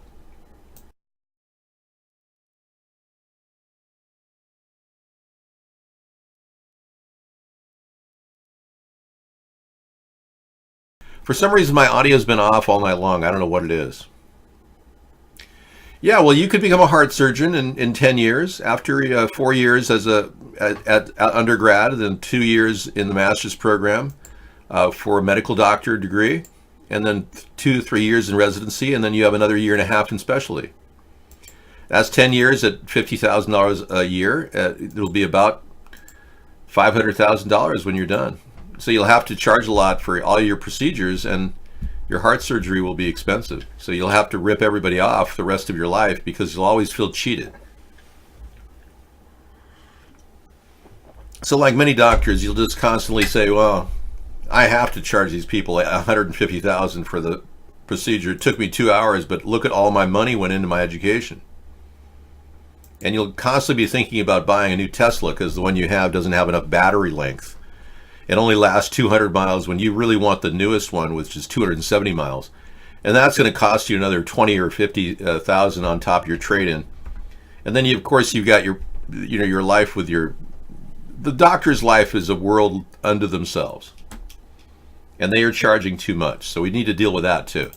But getting low-cost jobs really is the key. And then getting people to fix up houses for $15 an hour in salary, without any training. And even people who are disabled can get extra money in the Homestead Renewal Plan. We will take people even in wheelchairs. We'll be able to paint the lower portion of walls, rolling along and bending, dipping into a can attached to your wheelchair. I'm not kidding. I want everyone thinking about a potential job. And if they don't want a job, they don't get the points that get you a house. And this house will be, the idea is to get people a house with no down payment if they work in the system. If they don't work in the system and they're not investors, they could buy into the whole house with this basic down payment. But we will not allow investors to get in on this deal because the Homestead Renewal Plan is trying to flip houses unto themselves. We want the government to get a return on investment. We don't want to get people buying our houses and flipping them for $100,000 when we're flipping them for $50,000. But you notice that Donald Trump doesn't have any ideas like this, and neither do the Democrats, which makes us a viable solution for 2020, in my opinion. We're going to need jobs. 85% of our workforce is going to be disappearing at the low level, and 30% of our workforce is going to be disappearing at the 40,000 and above level. If you're making 20,000 or below right now, you're probably not going to have a job in 10 years. A lot of jobs are going to be replaced. You think Ticken might be Chinese? You might be working at that massage parlor in Florida. It's possible. You know, Cindy Yang has a lot of connections now that Donald Trump and her are getting along really well. I wonder if he gets a call from Cindy every now and then saying, "Oh, Mr. Trump, I have a friend who wants to meet with you." "Oh, Cindy, I'm very tired. You know, with the impeachment and the whole. I don't think. No, I promised him meeting for 1 hour. No, Cindy, I told you I don't do pay-for-play anymore." You know that's going on. You know he probably got money from Paul Manafort, probably slipped him tons of money. Where did all that money go? And how come there's no paper trail to Donald? Oh, that's right. Donald handled everything in cash. I forgot. Yeah, we do things like that so that nobody knows what's going on. You know what I'm talking about? And maybe he is here to steal my ideas and sell them to Andrew Yang. Good point. All right. Well,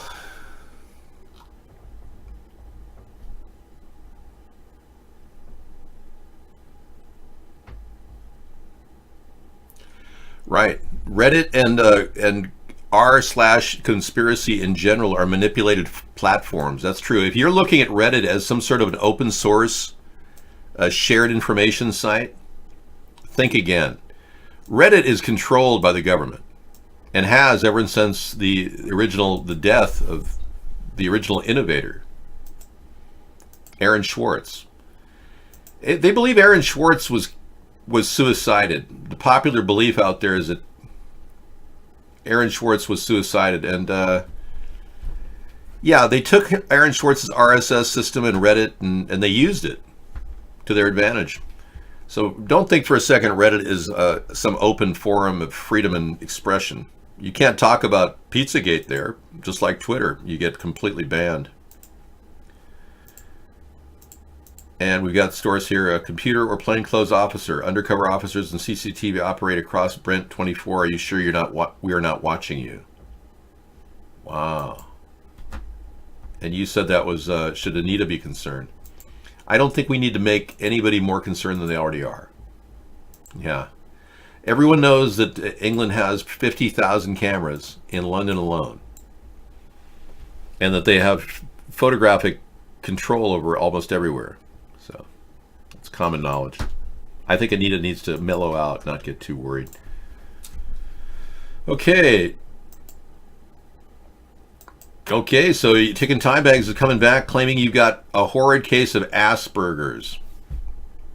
Oh, I'm sorry. He said you can cast horrid aspersions.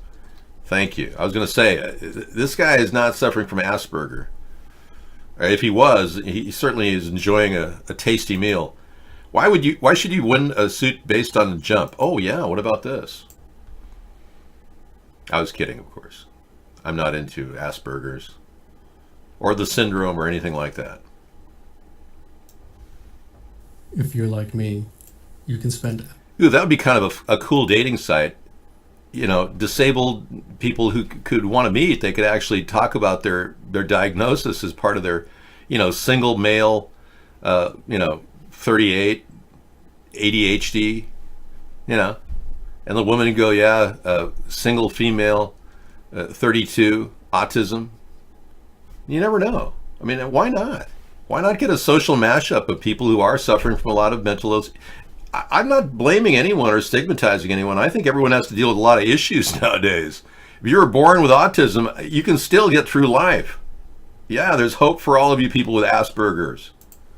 There is. So something positive happened, Bob? What was that? Your dog ate another pit bull? Battlecam's got some major technical issues, Ivan. You can cam up here if you want, as long as you don't take your clothes off. Yeah, Battlecam's got some big issues. Misanthropy says, why does almost every woman I meet nowadays have STDs? Well, because you're asking every woman you meet, do you have an STD? And they're telling you the honest truth. You should be thankful for that. Imagine if they were lying to you and you'd be living in a fool's paradise getting STDs. And you live in California. California. Yeah. Thanks, Bob. Well, the app is coming back. Let's see why you should never wingsuit base jump. This should be fun. Hours on YouTube's recommended section. A couple days ago, I was recommended this exact video. Uli Emanuel. Oh yeah, these guys do these incredible base jumps and they hit the mountain and they die. They go splat. One of these videos is one of those live camera things where he splats into the wall. I don't really want to give it, to you, but I don't know. I'll put it in the lineup. Why not? I'm just giving it, a little time. People should know that that's a dangerous thing to do. Corey Feldman made a documentary about sexual abuse. He says could bring down potentially a pedophile ring. Wow. Corey Feldman took that $200,000 in crowdfund money and used it to good purpose. I'm impressed. Maybe they aren't women at all, Jive Turkey. Maybe they're men. How do you know that? Is it possible that people just gave up using protection a few years ago when they realized that the fate of the world was in the hands of Donald Trump? Yeah. Good job. Corey Feldman actually doing something with the money that was given him. I tend to believe that, if they're a victim, they could be a person who's abused people themselves. I don't like to throw that out there, but there are people that are that way. Victims beget other perpetrators. So I'm not saying Corey is a perp. Never did. No. But he's been very vocal about how he's been a victim, and I think everyone has to really, wonder, well, is he covering up something himself? What's going on there? There is no graphic scene shown in the video? Oh, good. I'm glad. Because I've got a graphic scene to show you right now. Whoa. And check it out. She's got the moves. That's dangerous, Don't do this at home with any type of a flamethrower. This is extremely skilled behavior and you can't mess around. Whoa. Yeah. And repeats. Watch the bouncing ball. See the bouncing ball go round in circles. Watch the cute lady carry it in big circles around. Thank you. Oh. Anyway, I'm sure all those clothes she's wearing are flame-proof, or I would hope so. They're not like high flammable cotton knits. Yeah, that would be dangerous. Danger, Will Robinson. Will, don't leave me here. Mr. Robinson, you must go. There is danger. I grew up in the 60s, so I remember these TV shows. You wouldn't know what I'm talking about, but that's okay.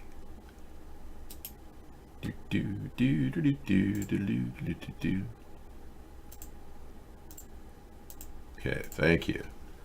I have to get that off the screen, and that's off the screen. I've got to move a few things down the river. Yeah, the progressives are freaking out that Biden is looking better and better every day. Yeah, and ever since he got past that, the perv allegations of him touching children, even though he did grab that kid indecently, he hasn't really been nailed with any pedophile charges. So the progressive groups, backed by Ocasio-Cortez, have come out against him. They just don't like it, the fact that he's got so much power in the party. Yeah, they want total power. They're really greedy, those Justice Democrats. I love the Munsters. Yeah, that was a great show. I used to come home and watch that.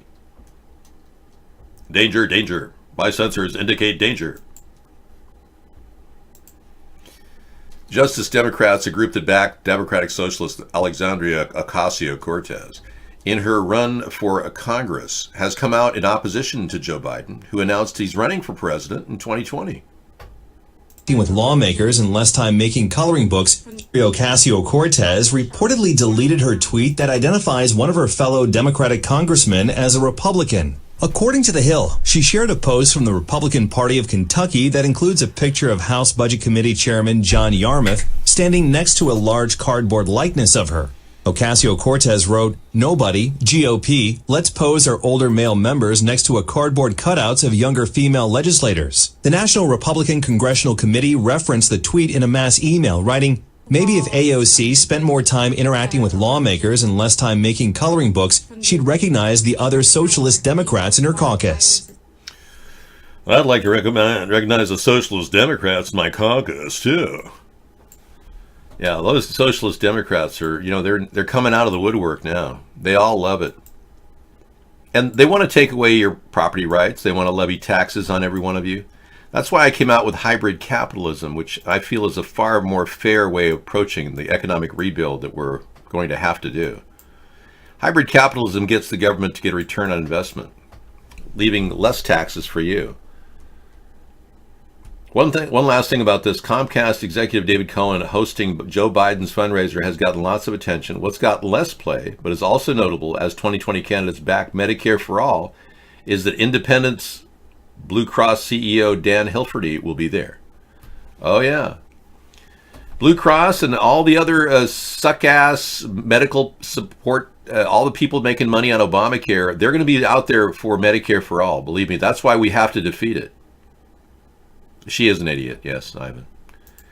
I don't believe that Ocasio has a degree of economics at Boston University. I just don't believe it. Yeah, so Blue Cross will be there, Dan Hilferty. They all want to profit from any new plans the Democrats want to rip us off with. Can you believe the Democrats still clinging to the idea that they want more health care reform after screwing up with Obamacare? I can't believe the Democrats could even draw a breath of fresh air.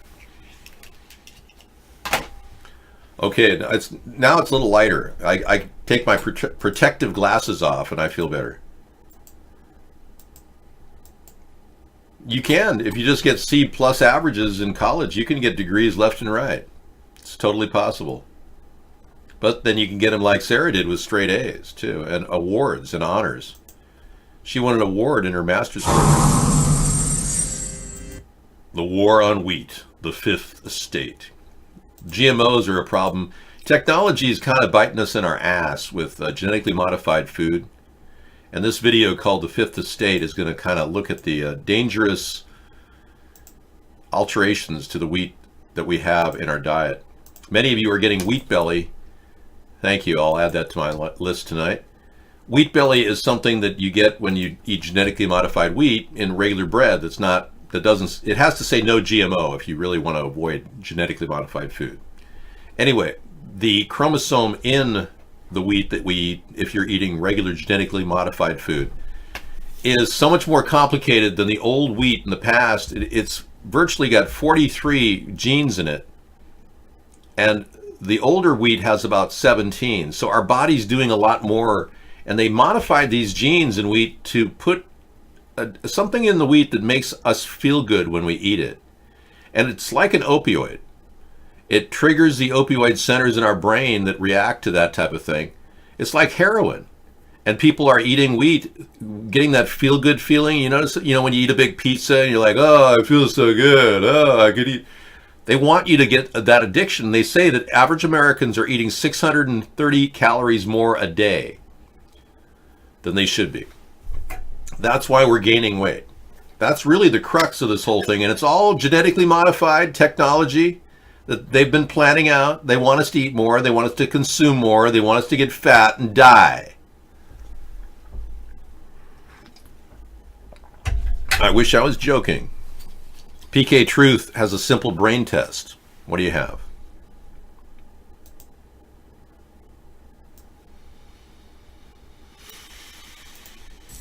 The brain. It's a funny looking thing, but despite what it looks like, it actually does wonders. We are all born with one, but some use it so much differently to others. Despite what many people think, it's not hard to use. It can be used most times, especially when you're awake, and together with your eyes you can actually see what's going on around us. It comes in handy, don't you think? And the best thing about it, there's no costs involved because it's free. I'll just show you how easy it is to use. Let's just apply it on the Boston Hoaxathon firecracker and you'll see what I mean.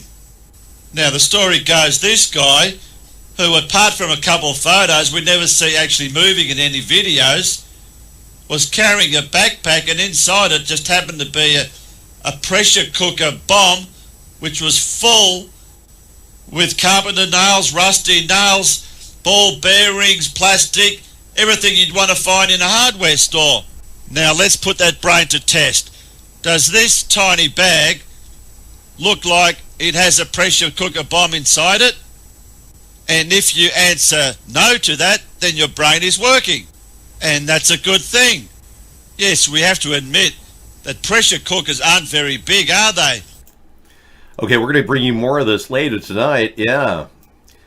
The interesting thing about Joe Kartsarev was that the guy was, found guilty. Even Michael Dukakis, the former presidential candidate, knew the family and he spoke out in favor of the young man, but they still found him guilty. They had photographs of him carrying that backpack in and out, and it didn't even resemble the backpack that blew up. And somehow Judy Clark didn't get that guy off the death penalty. So it's still a hot issue, and I'm glad that PK is working on it because that guy's waiting on death row to be killed. And I don't believe he's guilty at all. I don't even believe he perpetrated that event. I believe that there was a hoax involved. Yeah, I think there could be other very valuable evidence. We've actually seen a famous director, Spielberg, in the photographs. But I have to go back to my 153 news clips to find it. Because it was unfortunately one of those videos that I deleted when I accidentally deleted it. Yeah. I'll find it some other time, that one with... I don't think anybody hates anybody in the truth area. I think people are adjusting to each other's truths. The truther events that are going on right now, like the 9/11 truther groups, like there's a group called Architects and Engineers for 9/11. They make a very good point for demolition. And then there's the Judy Clark group that believe in a thing called dustification that caused the Twin Towers to go down and the Building 7 as well. But there's more than enough evidence that there is something more of a bomb related at the 9/11 attack that wasn't even introduced into any of the 9/11 Commission studies. The 9/11 World Trade Center Building 6, not Building 7 necessarily, but Building 6 is the one smoking gun that shows a bomb. And that was never introduced into the argument that bombs went off. If they admitted bombs went off, then somebody would have had to plant those bombs. They didn't want anyone to believe that. They just wanted planes to knock over the entire thing. And the ensuing fires to knock over Building 7. But this is Building 6 clearly has a bomb explosion in the middle of it. There's no doubt about it. There's no denying it. So the argument that there was a controlled demolition is very strong, but the 9/11 Commission report didn't even take that and factor that into account. There's a big black hole in the middle of our thought process. It's called the truth. It lingers in the darkness because nobody wants to bring it to light. Oftentimes the truth will hurt the people that are most in power. So we can't really look at pictures and get the right answers from our leaders because they don't want us to know the truth. We can't handle the truth, they think. They want us to believe that this was whatever, maybe some rocks fell in that hole. But clearly there's questions beyond belief about 9/11, and we're not getting any answers from our government. Yeah, there's a lot of gold at the bottom floor. I heard that there was a huge repository of gold. Oh, here it is. You found it. Right on. You've got a really good library of 153 links there. Scissorfight has the 153 link that is up there. Let's take a look at this. This is actual photographs of Steven Spielberg at the actual Boston Marathon attack. This is amazing stuff.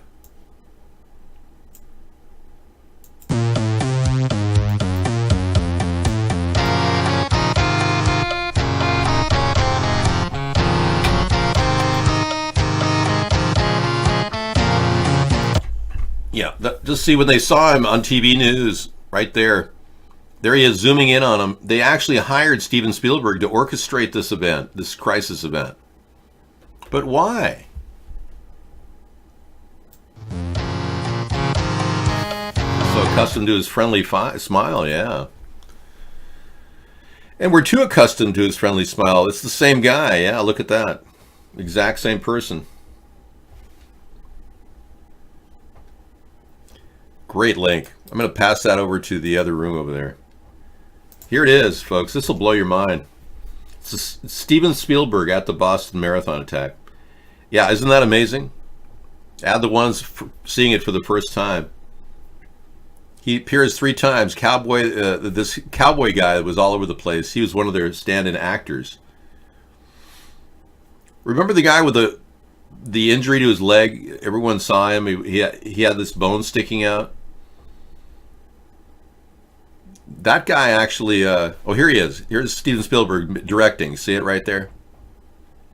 The camera turns back, but you can just see it. He's right in the middle directing. Second, third time. Yep. Anyway, the guy with the bone sticking out of his leg, that guy was a crisis actor who had lost his leg in World War II. Excuse me, in Vietnam. Correction, Gulf War. Thank you. He was too young to be in Vietnam or World War II. It was Gulf War, he lost his leg. But these people make money by strapping turkey bones onto their stub. It's a little insert that they do, and there's a lot of money in the recreation cosplay, and there's a lot of money made as a crisis actor. So to get 100 people together to do a crisis event like this is not that hard to do. Yeah, the guy was wearing the exact same sunglasses as Steven Spielberg. It did look like a movie set, didn't it? And the guy with the turkey bone, what I found interesting is when I first saw the photographs, it was clean turkey bone. When we first saw that event, it was like a perfectly white turkey bone, like somebody had pulled it out of a skeleton kit at a local high school. It could have been a human bone for all we know, a femur. But it was clean. It was like really white. And then later I've seen pictures of it. It's all covered with blood. So they went in and photoshopped that bone after the fact. Somebody did. Somebody painted in that bone.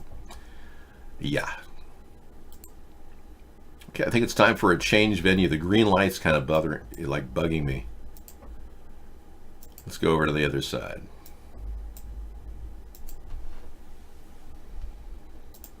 Okay. It's nighttime. It's the right time.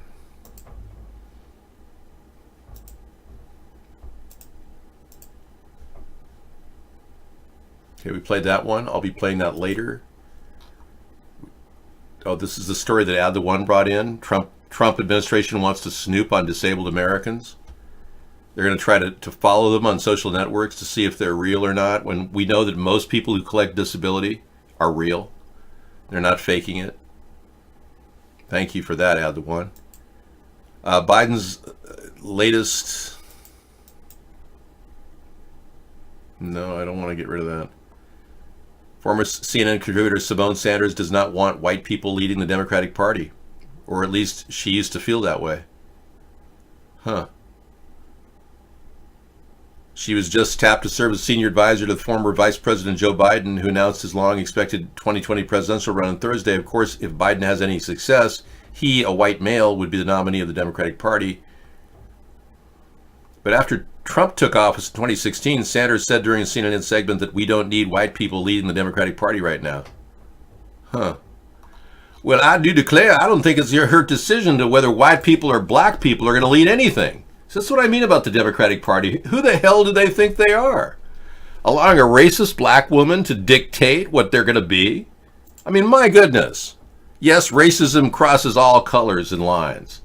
You can have racist Hispanic people, racist black people, racist white people. It doesn't matter what color you are. You can still be racist. And I agree with this news story that Biden is Trump's most anticipated and feared rival. Biden is Trump's most anticipated and feared rival. It's not uncommon to think that Biden is going to push the envelope on rhetoric because he's very loose-tongued too. Remember when he said that this is one big effing deal to Obama when they passed Obamacare, and he was on camera? I mean, that's a loose-lipped guy. So count on Biden and Trump being like at each other's throat. If I were in the race as an official candidate, I'd be right there in their face, both of them. It'd be kind of a great three-way race, I'll tell you that. But I haven't gotten any coverage whatsoever in America. I've been censored for the past 10 years because they're afraid that I have the rhetoric that could disable the two-party system.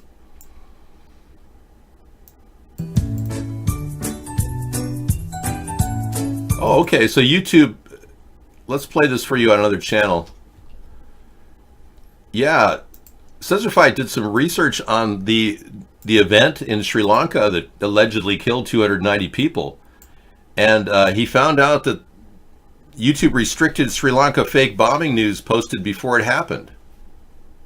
Huh.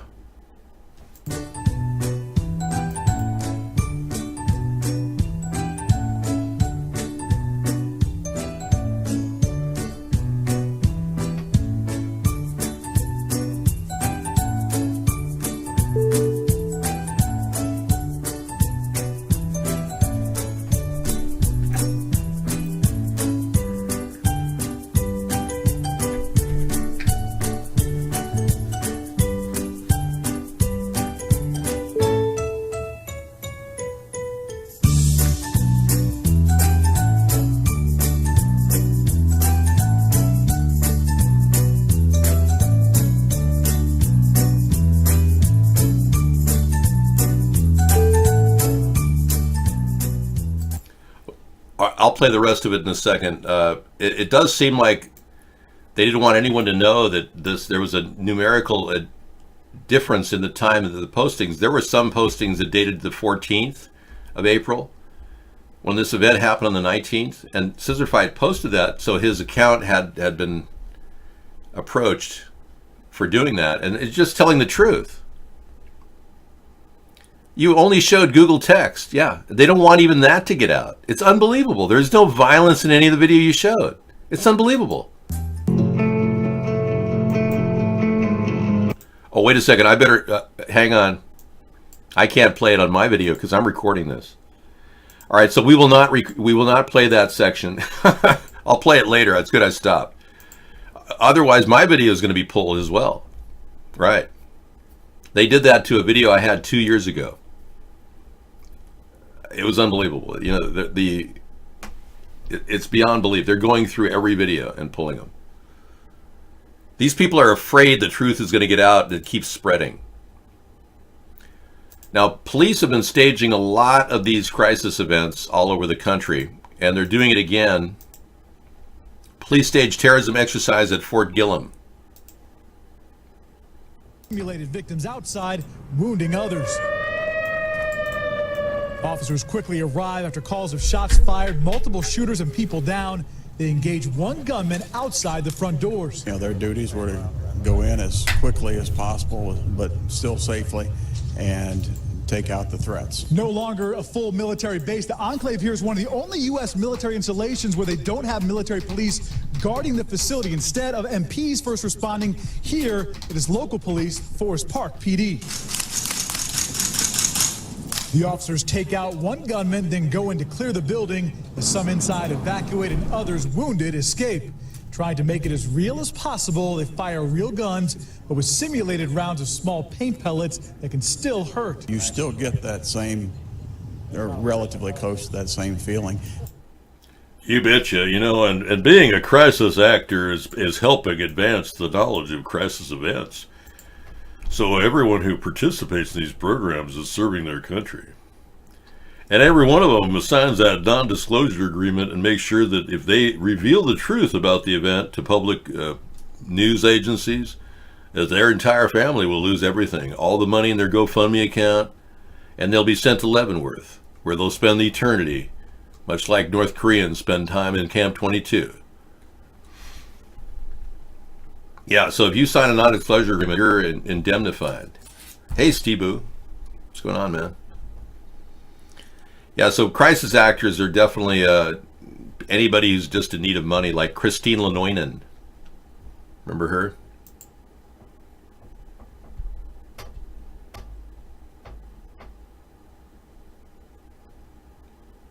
Okay, so Putin has now issued a censorship law, and a man has been fined 365 Russian drachmas, or whatever they're using. A 34-year-old man has become the first Russian to fall foul of a new legislation banning disrespect of government officials after labeling President Vladimir Putin a fantastical F-head. I wonder what that means, F-head. Okay, yeah, I don't want Biden to win either. My concern is that Trump is going to be worse. The controversial law has been in place for just 2 days before a regional judge fined the equivalent of 365 for a post criticizing the country's leader. Unfortunately for the Kremlin, the offending phrase has now become the only thing people are talking about. Yeah, this is the backlash of censorship. All people are talking about is what a fantastical F-head he is. I'm not sure what an F-head means other than the fact that he's like Hitler and wants to globally dominate the world with faster weapons and more dangerous intermediate nuclear force range capability weapons that could destroy us instantly. Now he brags about being willing to strike America within 5 minutes, imposing on Venezuelan politics and establishing a base down there for a missile silo. Oh yeah, he is kind of an F-head, whatever that means. I totally get it. What does that mean, F-head? Does anybody know? I'm just kidding. Okay. Yeah. Oh, and we do have confirmation that Beto did, in fact, try to drive away from his hit and run in 1998, in which he ran into a truck, crossed into oncoming traffic, nearly killing a bunch of people, and then tried to drive away from the scene of the crime. He's trying to claim this is all just a lie. No, Beto, responding officers to the Beto DUI stand by the claim he tried to flee the scene. Nice try there, Beto. Writing any more stories about wanting to murder children in your hacker days? He'll probably join Michael Avenatti in a bar somewhere. He'll drink up and, you know, talk about the old days when they were running for president. In 1965, leading scientists of the day produced a report for the president, Lyndon B. Johnson, of a rampant pollution of the environment. Oh, yeah. Oh, this is a story about how they were planted. Yeah, this is a recent story about how climate change is still in the works. They're going to stratospherically inject chemicals in the air to clean it. Makes a lot of sense, right? Dumping chemicals in the air in order to clean it. It's the most senseless, mindless thing anyone is ever able to push upon the elitists, but they bought it and they believe it. And somehow they're doing it because we see chemtrails all the time. And it's not just cocaine going up your nose. It's barium and aluminum. Where Senator Obama exited the limousine with $250, which was provided to him by me. Returned a short while later with an 8-ball of cocaine, which he gave to me. I did ingest a couple of lines of cocaine, and shortly thereafter, Senator Obama produced a glass cylinder pipe and packet of crack cocaine from his pocket. Obama then smoked the crack cocaine. I performed fellatio on Senator Obama in the limousine during the time Senator Obama was smoking crack cocaine, after which I had the driver take me to my hotel, the Comfort Suites, Gurnee, Illinois. Good night, everyone. Okay, well, thank you very much. That was great. Real climate change controversy. Yeah, I don't know. I don't buy it. It's just another BS story from the Democrats about how they're going to engineer climate change for everyone. Oh, no, they've been dumping chemicals on our head for years. And I have evidence of it. Video evidence. Particulates blasting in the air.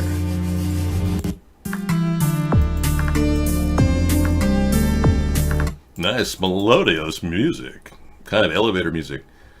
Elevator music, and you're listening while I breathe chemtrails.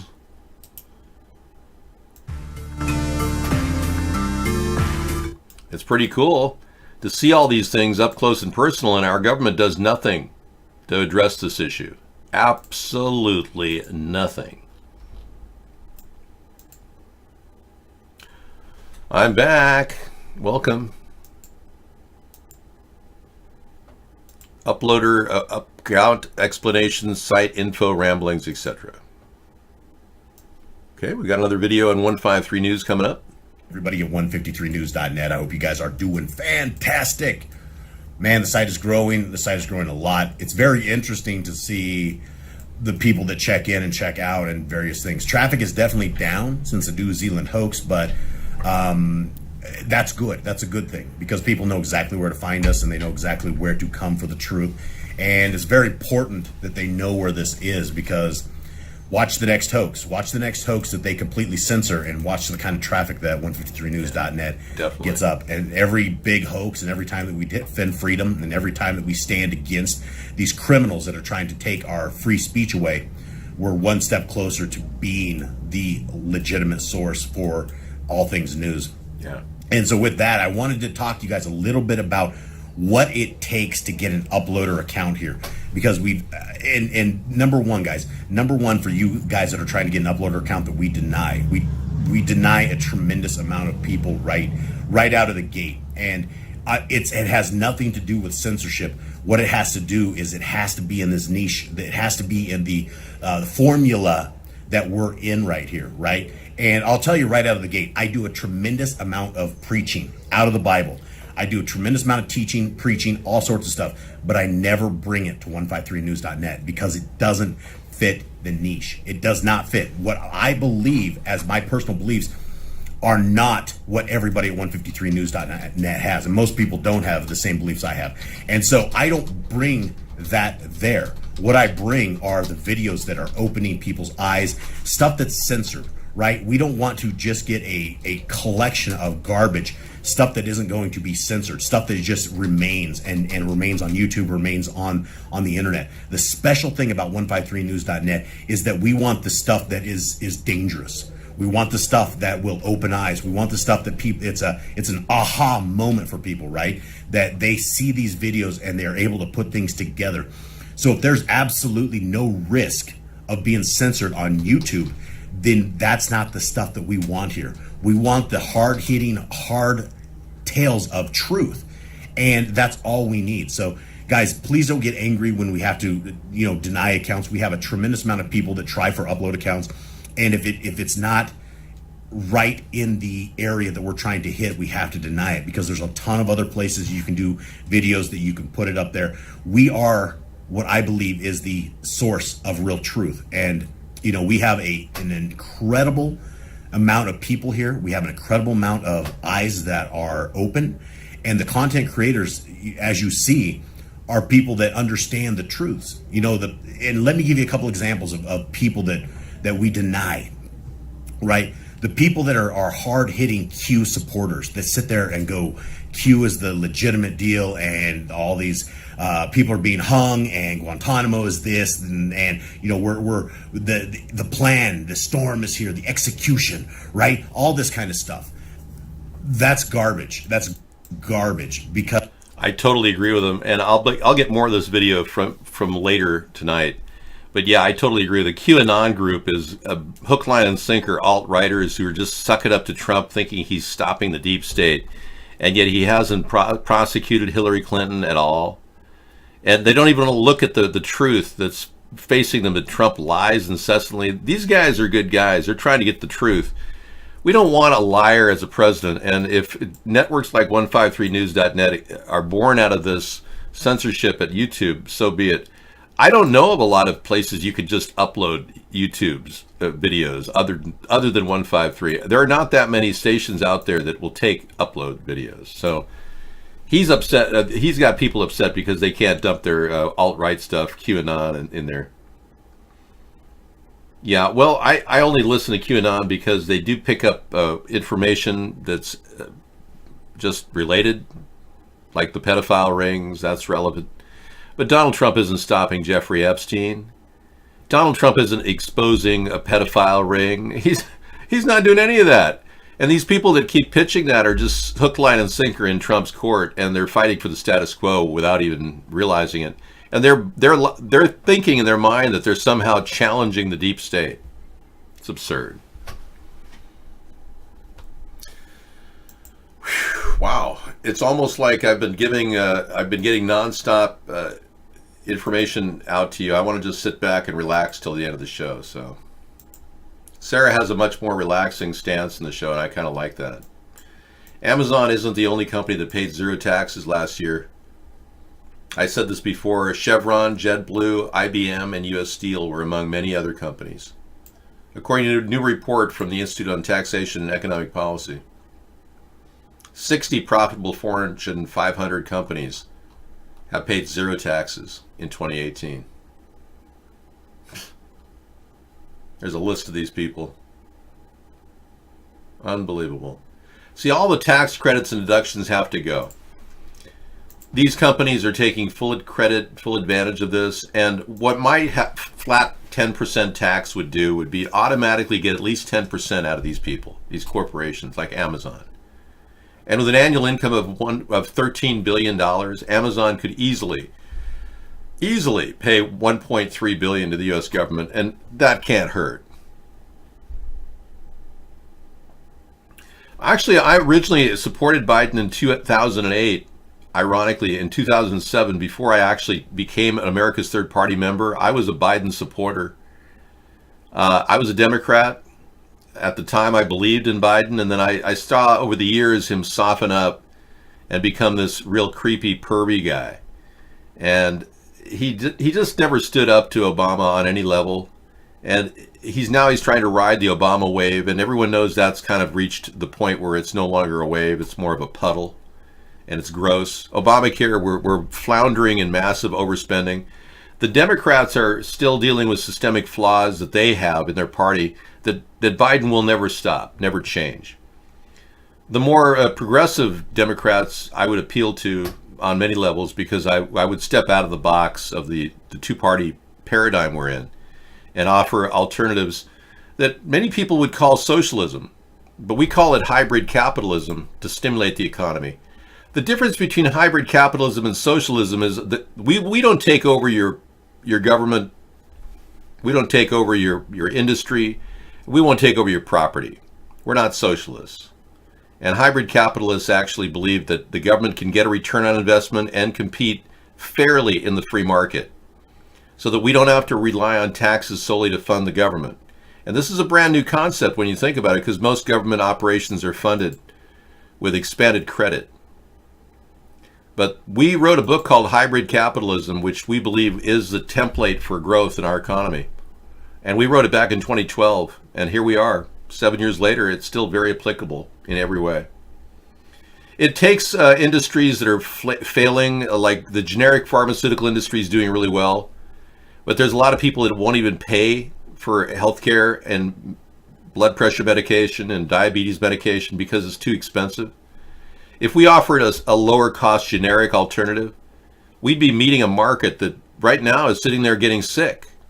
And those people would be willing to spend $20, $30 for their medicine versus $200 for the month.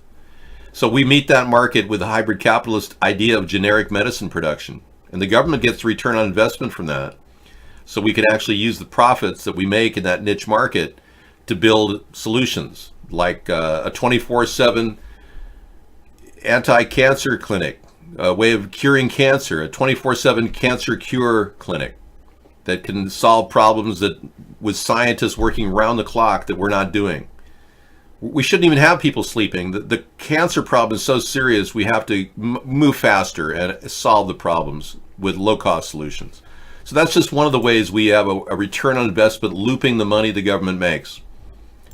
Our idea of the homestead renewal plan to getting people to get a job fixing up houses and then have a house that's affordable is a similar idea. It's the government taking money we currently have in HUD, $4 to $5 billion we have allocated for the home program, and diverting it to the homestead renewal plan. And it's a simple flick of the wrist. We don't have to even go through Congress to do this. And we can start giving jobs out to people in rural areas, suburban areas, with the idea that they can someday own a house and get out from under debt, and they get a regular living wage of $15 an hour. No, I started in 2008 realizing at the time that it would be till 2020 before I got any mainstream media attention. And I beat my odds by doing the blackface video. I actually got mainstream media attention for about, one paragraph in Rolling Stone magazine when they literally claimed I was a bizarre fringe candidate, libeling me on print, when in fact I'm neither bizarre or fringe. I'm certainly a person who's willing to do what it takes to get noticed, of course, but we're censored out here in the periphery. The average American doesn't get a chance to speak out at all. We're shunned. And that story still hasn't even got out. Most people think that, you could just get news coverage if you just call in, We tried that. We got turned away at every radio station. I had program directors tell me that don't call ever here because we're not going to take your call. They claimed they couldn't hear me. And I tried 3 or 4 different times to call in to radio stations, and every time they were blocked. They blocked my calls. But this process is completely controlled. Our country at this time is under the influence of a variety of environmental factors that affect our consciousness. And it may sound pretty intense to believe that we're being dumbed down, but we really are. Our school system is dumbing down our kids in general. There's a general leaning toward no rigor, no hard work for kids, just kind of like hand them a degree for sitting in the classroom. Our society is facing fluoridation in our water, which is known to be a neurotoxin and affect our IQs. Our ability to breathe normally is affected by the lithium that they put in the air. Yeah, there's all these factors contributing to the mindlessness of our society. And it's not our fault. I used to think, gee, why is America so apathetic? We're being dumbed down. We're slowly being poisoned. And I wish I could tell you something better than that, but it's the truth. Most people would rather just watch cowbell.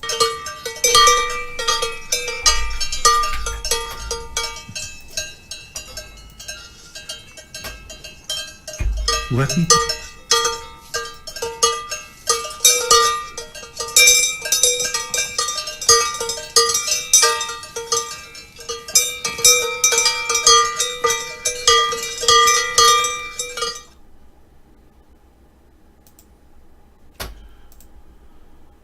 Exactly, Dave.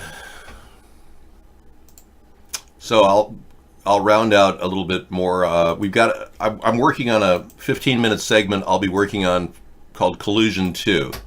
I just uploaded Total Collusion 1, and I'm updating Total Collusion 2 tonight and tomorrow. We'll be following up on all these stories that have been popping up about Trump.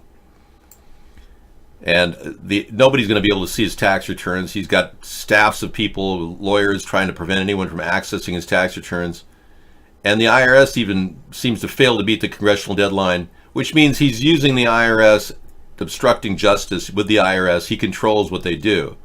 And he's preventing them from actually turning over those tax returns. So Trump is committing obstruction on top of obstruction. And there's total collusion going on. And the obstruction factor is big right now. He's trying to completely turn the tides on any inquiry or investigation. It's not going to go away. There's a mountain of evidence. And Judge Napolitano just said that there was 127 times in which Trump's people met with the Russians before the election. That's a lot. And to say there's no collusion, that's absurd. So I agree with Judge Napolitano. I think that there is obstruction going on. And we do know that Trump tried to reach out to his officers, who actually didn't even listen to him half the time, to stop the Russian investigation. He kept saying, I want to stop the Russian investigation. I want to stop this. That's intent, and that's obstruction. So everything points to him now trying to fix the story his way, with assigning William Barr to the task of Attorney General. Clearly he's biased and he needs to recuse himself. This is the guy that should have had some reveal at Mueller's report. Nothing on Oleg Eravinkin and the dossier. A massive dossier that Mueller just sidestepped and acted like it was of no value.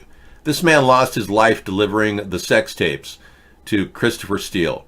And there's no evidence that Christopher Steele is working for any secret underhanded play here directly connected to Hillary. There's no evidence of that. Christopher Steele was only delivering a product. Even if Hillary did order it, he was delivering a product that was delivered by this man who died right after he delivered it, meaning Putin killed this guy because he knew too much. We also know from the court proceedings with Concord Management and Consulting, one of the 12 companies, Russian companies, named by Mueller's probe, they countersued and got an inventory, and in the inventory, and this is a fact, and Mueller doesn't want anyone to know this, but in the inventory was a nude selfie in the Trump file. Now that is a national security risk, and if that's one of the redacted items in the list of things that were redacted, that would explain why it was redacted. But that could very well be in play, and Donald may be influenced by the Russians having a copy of the nude selfie. That we cannot undervalue that. That's a serious thing. No man wants a picture of his penis out there.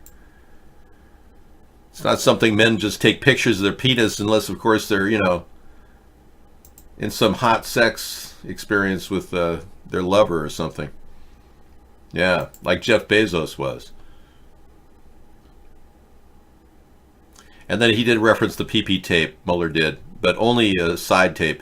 The real issue is, why did Donald Trump's testimony conflict with his bodyguard the night of the 2013 Moscow hotel meeting, where they were approached by 5 prostitutes, according to the bodyguard. He saw Donald Trump going into his bedroom and saw him coming out the next morning, but Donald insisted publicly that he was only there to change his clothes. So if he was only there to change his clothes, did he go back out and meet with the prostitutes to do a dirty, little encounter later? That's a serious question still that was never really addressed by Mueller. But Mueller did reveal that Sarah Huckabee Sanders and Sean Spicer were both lying for the president. Now, Hope Hicks is on record lying as well all the time. Trump lies, Hope Hicks lied. She didn't seem like a lady who would ever lie. I mean, Hope Hicks, of all people, Have you heard her talk? Hope Hicks, the creative director, early on in his administration, she has this really sweet little voice. It's like she would never lie. Can own a news cycle with one tweet. And I think that speaks to both the power of his presence and personality, but also his message and his ability to captivate. Press secretary for the Donald J. Trump for President campaign, and now the Donald J. Trump. She was in the White House for a year and a half, in the Oval Office with him privately. Yeah, now Carolyn Sunshine spends time with Donald close up, from what I've heard. Yeah. She lied for him. Yeah, she admitted it. Lots of times. She's hot, yeah. Yeah, I know. She was in the Oval Office for a year and a half, very close. Very, very close. Very, very good friend. Hope has been very, very wonderful to me. Yeah. I don't know. All I'm telling you is she's a sweet lady, and there's no reason in the world why she should have to be lying for the president. That sucks. It sucks, not that she sucks. Got it. Okay. Scammers found Zillow hackers in my house. Whoa. Hang on. Kitboga. Kitboga, it does a in-depth scam, anti-scam attack on Twitch. Okay, it's Pam. Halpert. Sorry, can you spell it, ma'am? Okay, we'll have this later tonight. I can't wait. Scammers found Zillow hackers in my house. That should be interesting. One of my favorite sites to go to is Zillow when I look for things. And you got a site on leftist proposes castrating men to end abortion? Oh, I heard about this woman. She's over the top. She's a man hater. It's unreal. A leftist proposes castrating men to end abortion. Wow. Liberals have worked to emasculate men for decades, but now one leftist is ready to take a drastic step forward in those efforts. The Illinois lawmaker responsible for the disgusting suggestion believes castrating men would have solved the problem of abortion. Representative Diane Pappas, a Democrat from Itasca, made the suggestion not once but twice in recent meetings. She's a pro-life Republican. Jackie Hayden says from Pappas's district said she and several others recently set up a meeting with her to explain their opposition to the state house bill, blah, blah, blah. I don't... castrating men. That's permanent. Abortions are temporary. All right, that's too much to handle right now. Winnipeg Cafe owner charged with staging alleged hate crime. When the attack was reported last week, it seemed believable. The Jewish owner of a Winnipeg cafe physically attacked her family's business, trashed and painted in anti-Semitic graffiti. It shocked the community and led to an outpouring of support, exactly the way you'd expect. But then today, it all got turned upside down. Police say the cafe owners staged the whole thing and have charged them with a crime. Yeah, you're using police resources. Cameron McIntosh tells us, even as the family sticks by its story, the community is in shock once again. Did you fake the vandalism We around this one? didn't. We didn't. Because we don't joke about swastika on our walls. They flatly deny it, insisting they are in fact victims of hate. Oksana Barrett and her son Maxim explaining themselves on CBC Radio just after being charged along with Oksana's husband hours before for public mischief. Jews actually painting swastikas on their own business to get noticed. If that's true, this is not a first, but this is definitely up there with what the hell, you know? Yeah, but apparently the desire to paint Jews out to be persecuted is so strong that it will provoke some Jewish people to make it seem like they're the persecuted ones. I know. Thank you, Jewish people, for showing how really upside down the world is. Thanks. Oy vey. I know. It's kind of frightening to imagine anybody faking such a thing. Of course, it's frightening to imagine Omar marrying her brother to become a U.S. citizen, to make him a U.S. citizen, but I'm still wondering if Trump's going to follow me on this one. He followed me on the Elizabeth Warren DNA claims that I'd said, and he used my idea, but he never followed up on Elizabeth Warren. Now I'm wondering why he won't follow up on Ilhan Omar allegedly marrying her brother so he could become a U.S. citizen. It seems like Trump doesn't want to prosecute anybody, you know? Somebody said in our room the other night, he claimed to know Trump, blah, blah, blah. You never can trust those people. But he said that Trump really thinks I'm on his shit list now. Well, gosh, gee, what does that mean? I mean, does that mean I get favorable ratings? And because if Hillary's on his shit list, he hasn't done a thing to prosecute her. I'm not exactly frightened of what Trump's going to do if I'm on his shit list. Jeez, he's the most ineffective person I've seen so far. You can't even eliminate the unbelievably illegal act of Elizabeth Warren claiming she's a Cherokee Indian. Yeah. She committed fraud and perjury, and she needs to be charged with a crime. That will eliminate her from the lineup of Democrats that look like the poster of victims. You know, the whole picture of Democrats out there really, it's almost like cattle in a stall. You notice that? There were all these Democrats running for president like cattle in stalls. USDA says GMO wheat is found in Montana. That's right. And they claim they outlawed it for a while, and now they don't care. AP says unregulated genetically modified wheat has popped up a second location in the U.S., this time in the state of Montana, the Ag Department said Friday. Now, no genetically approved engineered wheat has been approved for U.S. farming, and the discovery of unapproved varieties can pose a potential threat to the U.S. trade with countries that have concerns about genetically modified foods. You think? You know, for the past 10 years, we've been talking about the dangers of GMO wheat being sent, like sprayed. We don't even know if it's being sprayed in the air. For all we know, that's what's in some of these chemtrails, is pieces of shards of wheat. We don't know that. They could be genetically modified GMO wheat dropped on the plains of America. They would crossbreed. There's all these new technologies, too, they're making to crossbreed genetically with plants that are normally heirloom crops. They've got this, they've got a variety of tools. Pollen, genetically modified pollen is coming. All these things. It's really kind of sad. And here, just want a normal life, eating normal food. And all this crap keeps coming in on us. You can't even get a normal hamburger anymore without being poisoned with something. You ran inside the other day, they were spraying your sky. I know, Bob.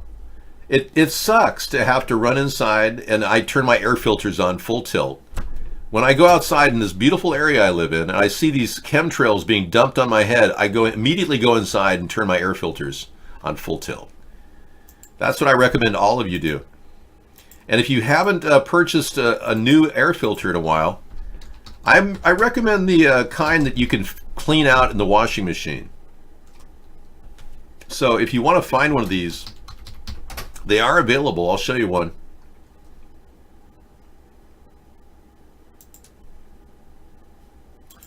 I'll show you a few. We bought ours. They have an anode ray of like metal, looks like metal ribbing in it, and you pull the rack of metal out, and they can be washed in the washing machine.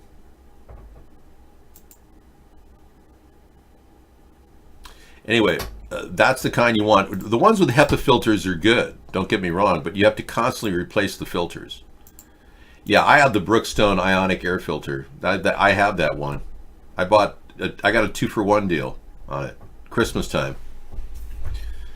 I managed to go to an outlet store for Brookstone, and I saw them there, and I said, that looks perfect. So when we get one to pull out, I pull one out, and I start washing it. The other one goes right in. I've always got a clean filter, no matter what. Trump's going to tweet about me. He would never tweet about me. There's a gag order on people tweeting about me. No, Trump's got handlers. They know that they better ignore me, because they know if they give me any airtime, it's going to go opposite to what they think. They've probably all been told to ignore me, I would think. And that's to be expected, considering anybody with the right answers is going to be ignored in a corrupt society like ours.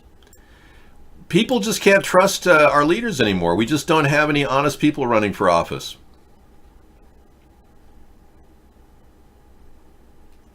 Well, there's a lot of hate speech about me, add the one. But you're welcome to link it, but you can also email it to me at americasthirdparty@gmail.com. I'm putting together a file, but all of that is part of the fear that's been happening. A lot of these people are afraid that I will succeed at what I'm going to do, and I will succeed. That's why they're afraid. Nothing they can do to stop me, really. They're both in cahoots, both the Hillary and Donald. That's why Hillary came out just today and said she doesn't want to see an impeachment. And she spoke the total deep state line, like it's better for the country. Same with Pelosi. Hillary and Donald are in on it together. All right, so I'm going to sign off. Thank you for coming in and participating in our show. I'll be back tomorrow for another big shoe, a really big shoe. live from Los Angeles, from the Seattle area, every night. We're out there. Okay. Here is Mr. Right. Take care, everyone. Have a good night. I'll see you tomorrow, and I will be in chat till the wee hours of the morning watching movies with you.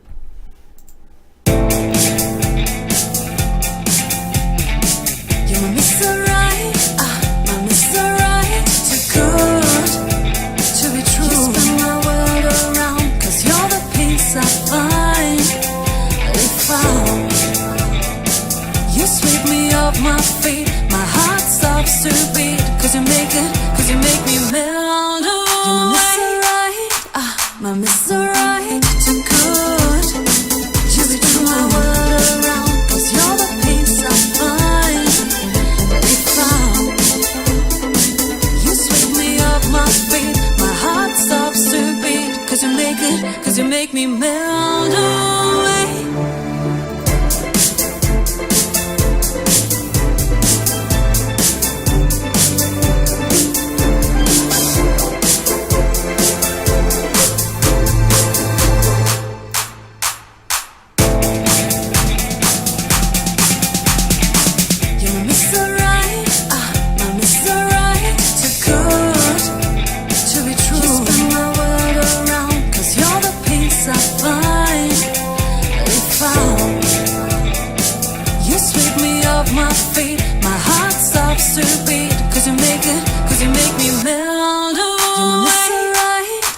My Mr. Right, too good.